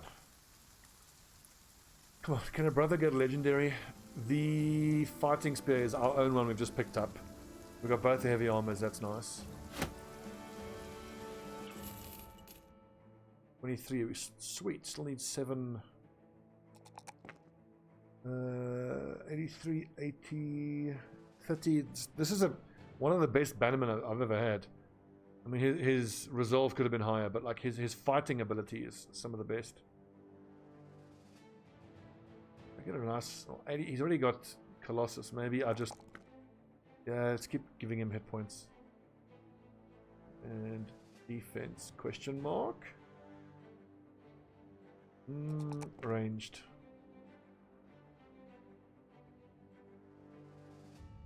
Well fought, gentlemen.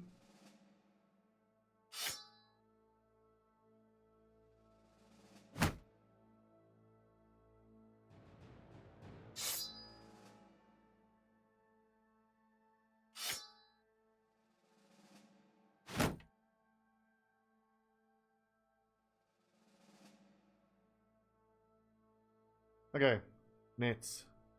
Should have taken nets into that fight.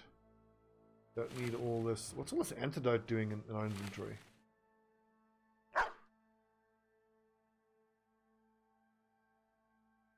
Let's find another fight. There must be like some zombies or something out here. Oh, brigands, 15 of them. I think with that amount of marksmen, I don't need the kite shields. We can go with heaters.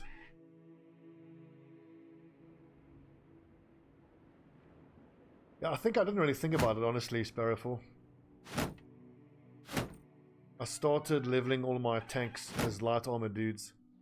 And then just kind of found myself 150 days in, like, oh god, I've kind of got my armor all wrong. But again, this was never going to be a serious, long playthrough, so I can assure you that when it comes time when the DLC is out, you're not going to see a lot of light armor. There might be a couple light armor units, like your bannermen, your shield breakers. I feel like I can get away with light armor. But anyone who's a front line or a two-handed weapon user, they all need to be heavy armor.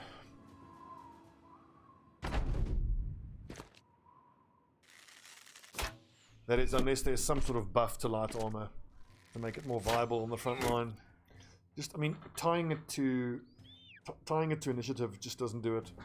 And by the way, this is a brigand leader. Look at this shite he's wearing.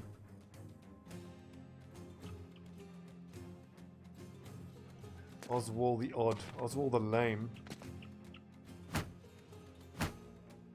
And also Britnoth Iron Lungs is needed as well, because it's tied to his initiative, and the initiative can't go higher than your fatigue, so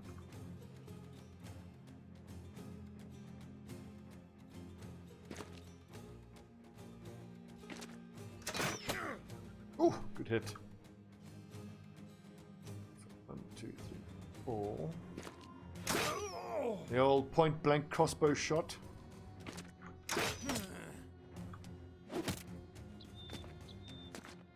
Fatigue. I remember it always being that way,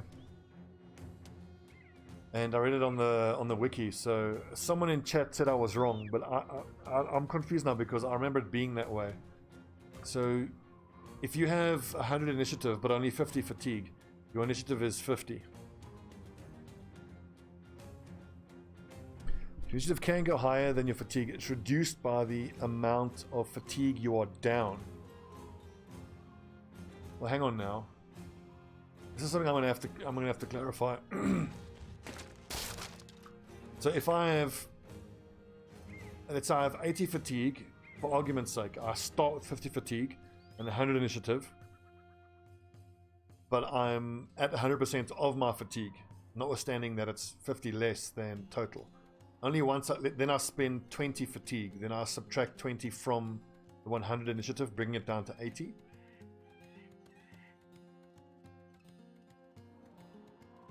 We have an initiative and wear 10 fatigue of gear. It starts at 140. Then any fatigue you use reduces it further.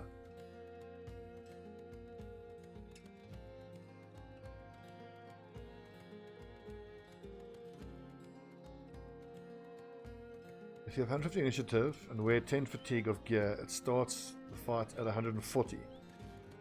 So your total initiative, you take that, then you subtract the amount of fatigue from your gear, which is in this case 16 plus 5 plus 12.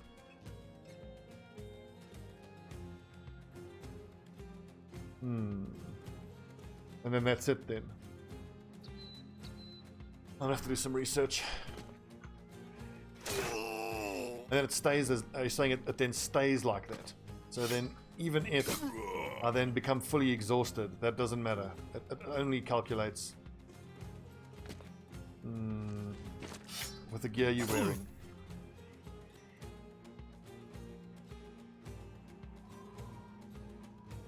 Why is Dankovsky starting the fight with his whip out? That's not what he should be doing.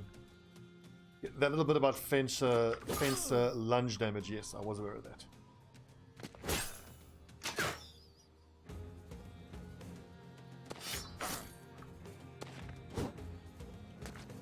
Well, to be fair, the whole initiative plus fatigue thing isn't explained very well.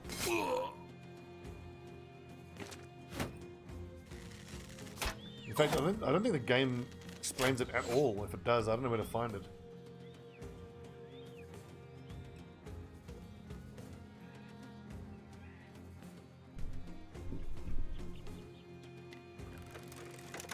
The Nimble used to be all gear equipped, now it's just head and body, first 15. So the patches have been changing stuff. Above 15, okay, good. There's a whole bunch of changes that have happened in the last year or two that I haven't picked up. So if you are down to 140 from 150 to your gear, yep, then you use fatigue, it drops by 140 minus your missing fatigue. So pretty much, I was pretty much right. I was pretty much there. The central concept I had in my mind was that as your fatigue drops, your initiative drops, which is true.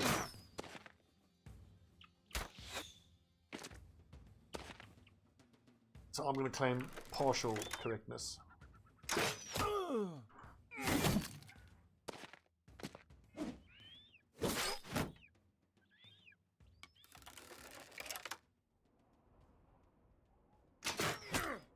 Shot. Stab. God damn it. 370s and he missed 2 of them. Lucky. The duelist build feels fucking fantastic against unarmored targets. It's pretty useless against armor, unfortunately.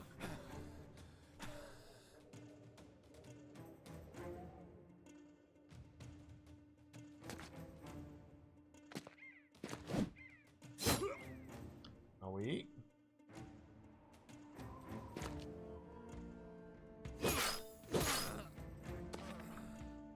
Yeah, cool, that makes sense. But still, more fatigue's always good if you want to, you know, do things. Won't jump around here too much. Good hit. Owie.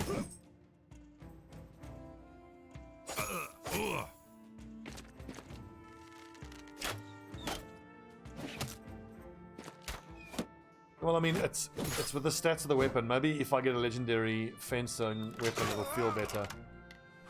It still doesn't do a whole lot of armor pierce. It's still only, I think, at 45% armor pierce.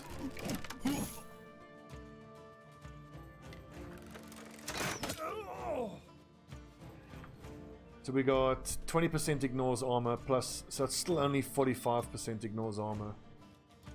0 to 27. I think that 0 to 27 includes the calculation from Duelist.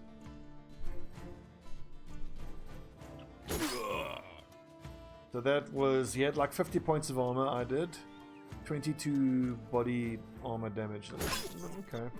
But I'm loving the lunge though. The lunge is freaking great. Like being able to move around. You can even use it in certain situations to get away from a dangerous position.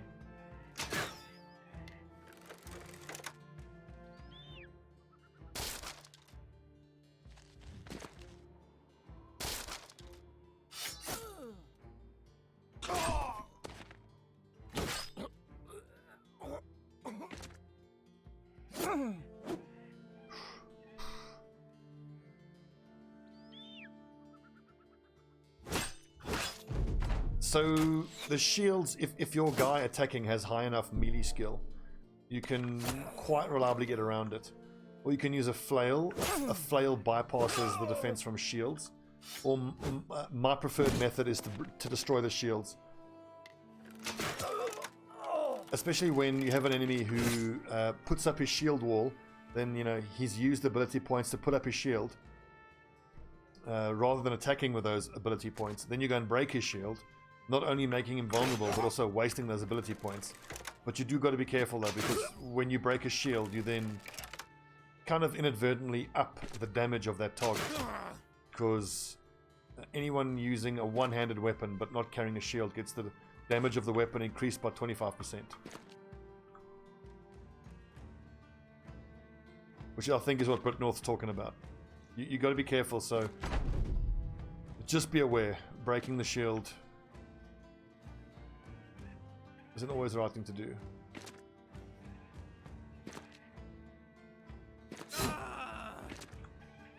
So, when breaking shields,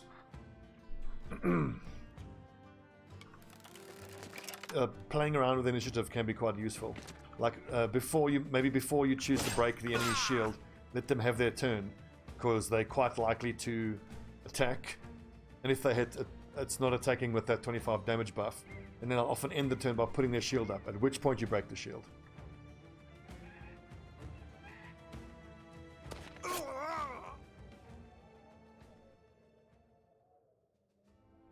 Generally, Urgel, it's really only worth it to break the shield if you're going to really struggle to hit that target. If you have a decent chance of hitting it, it's generally not worth breaking the shield.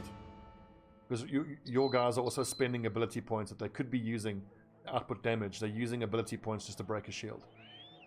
So, any ability points you spend that aren't dealing damage, you should feel sad about. But, like if you look at my shield guys, I've built them specifically to do that, just to break shields and to be roadblocks and just be annoying.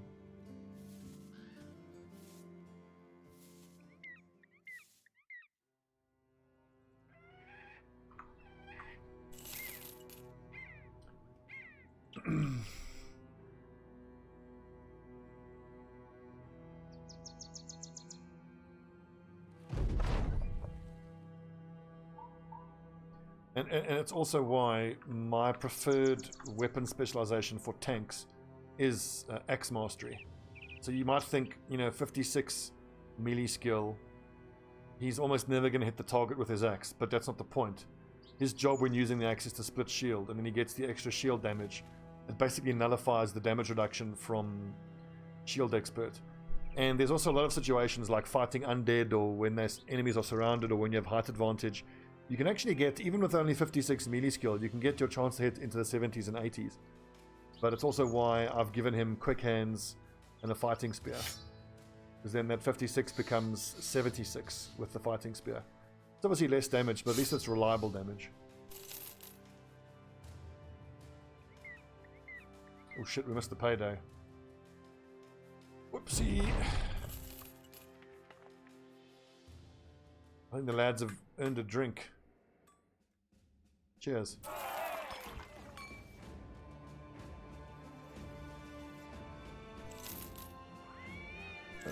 That's good money.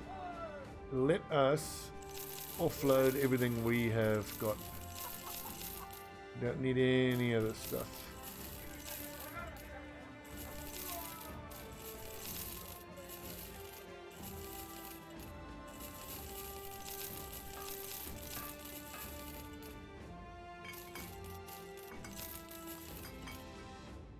Sweet. Okay, 1, 2, 3, and that's not worth buying. I'll buy another that.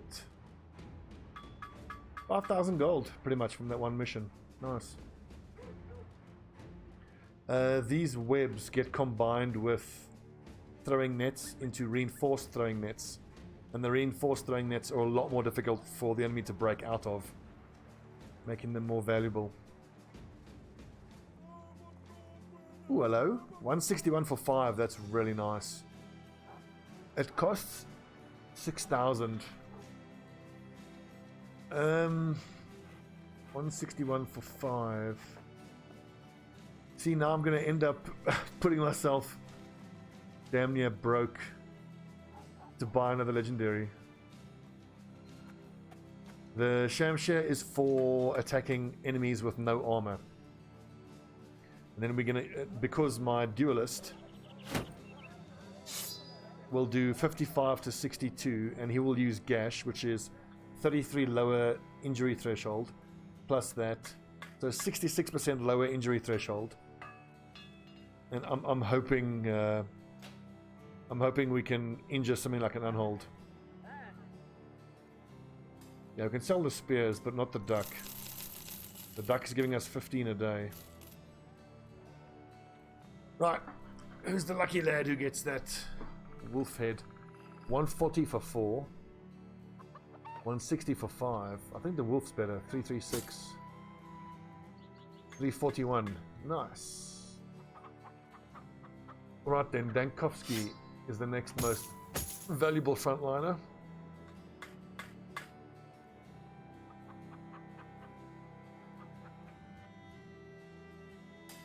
I can sell some of these shields, I think. I need 7. 1, 2, 3, 4, 5, 6, 7.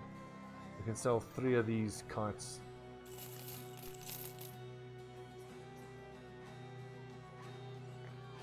Alright, what you got for us? Hunt down the Barbarian King and his war host. That's a lot of money though. I hate fighting barbarians, but that's exactly the kind of cash injection we need right now. Anyway, I've been streaming for 3.5 hours. I have to stop. My voice is going. Thanks for watching, friends. Tomorrow night is Monday night. What are we going to do? I think we might continue with the Battle Brothers. But then pretty soon, once we've done all the late game stuff, we're going to stop with this experimentation run, and I'll give myself a few weeks break. And the DLC drops, and then I hope you guys are ready for hours and hours and hours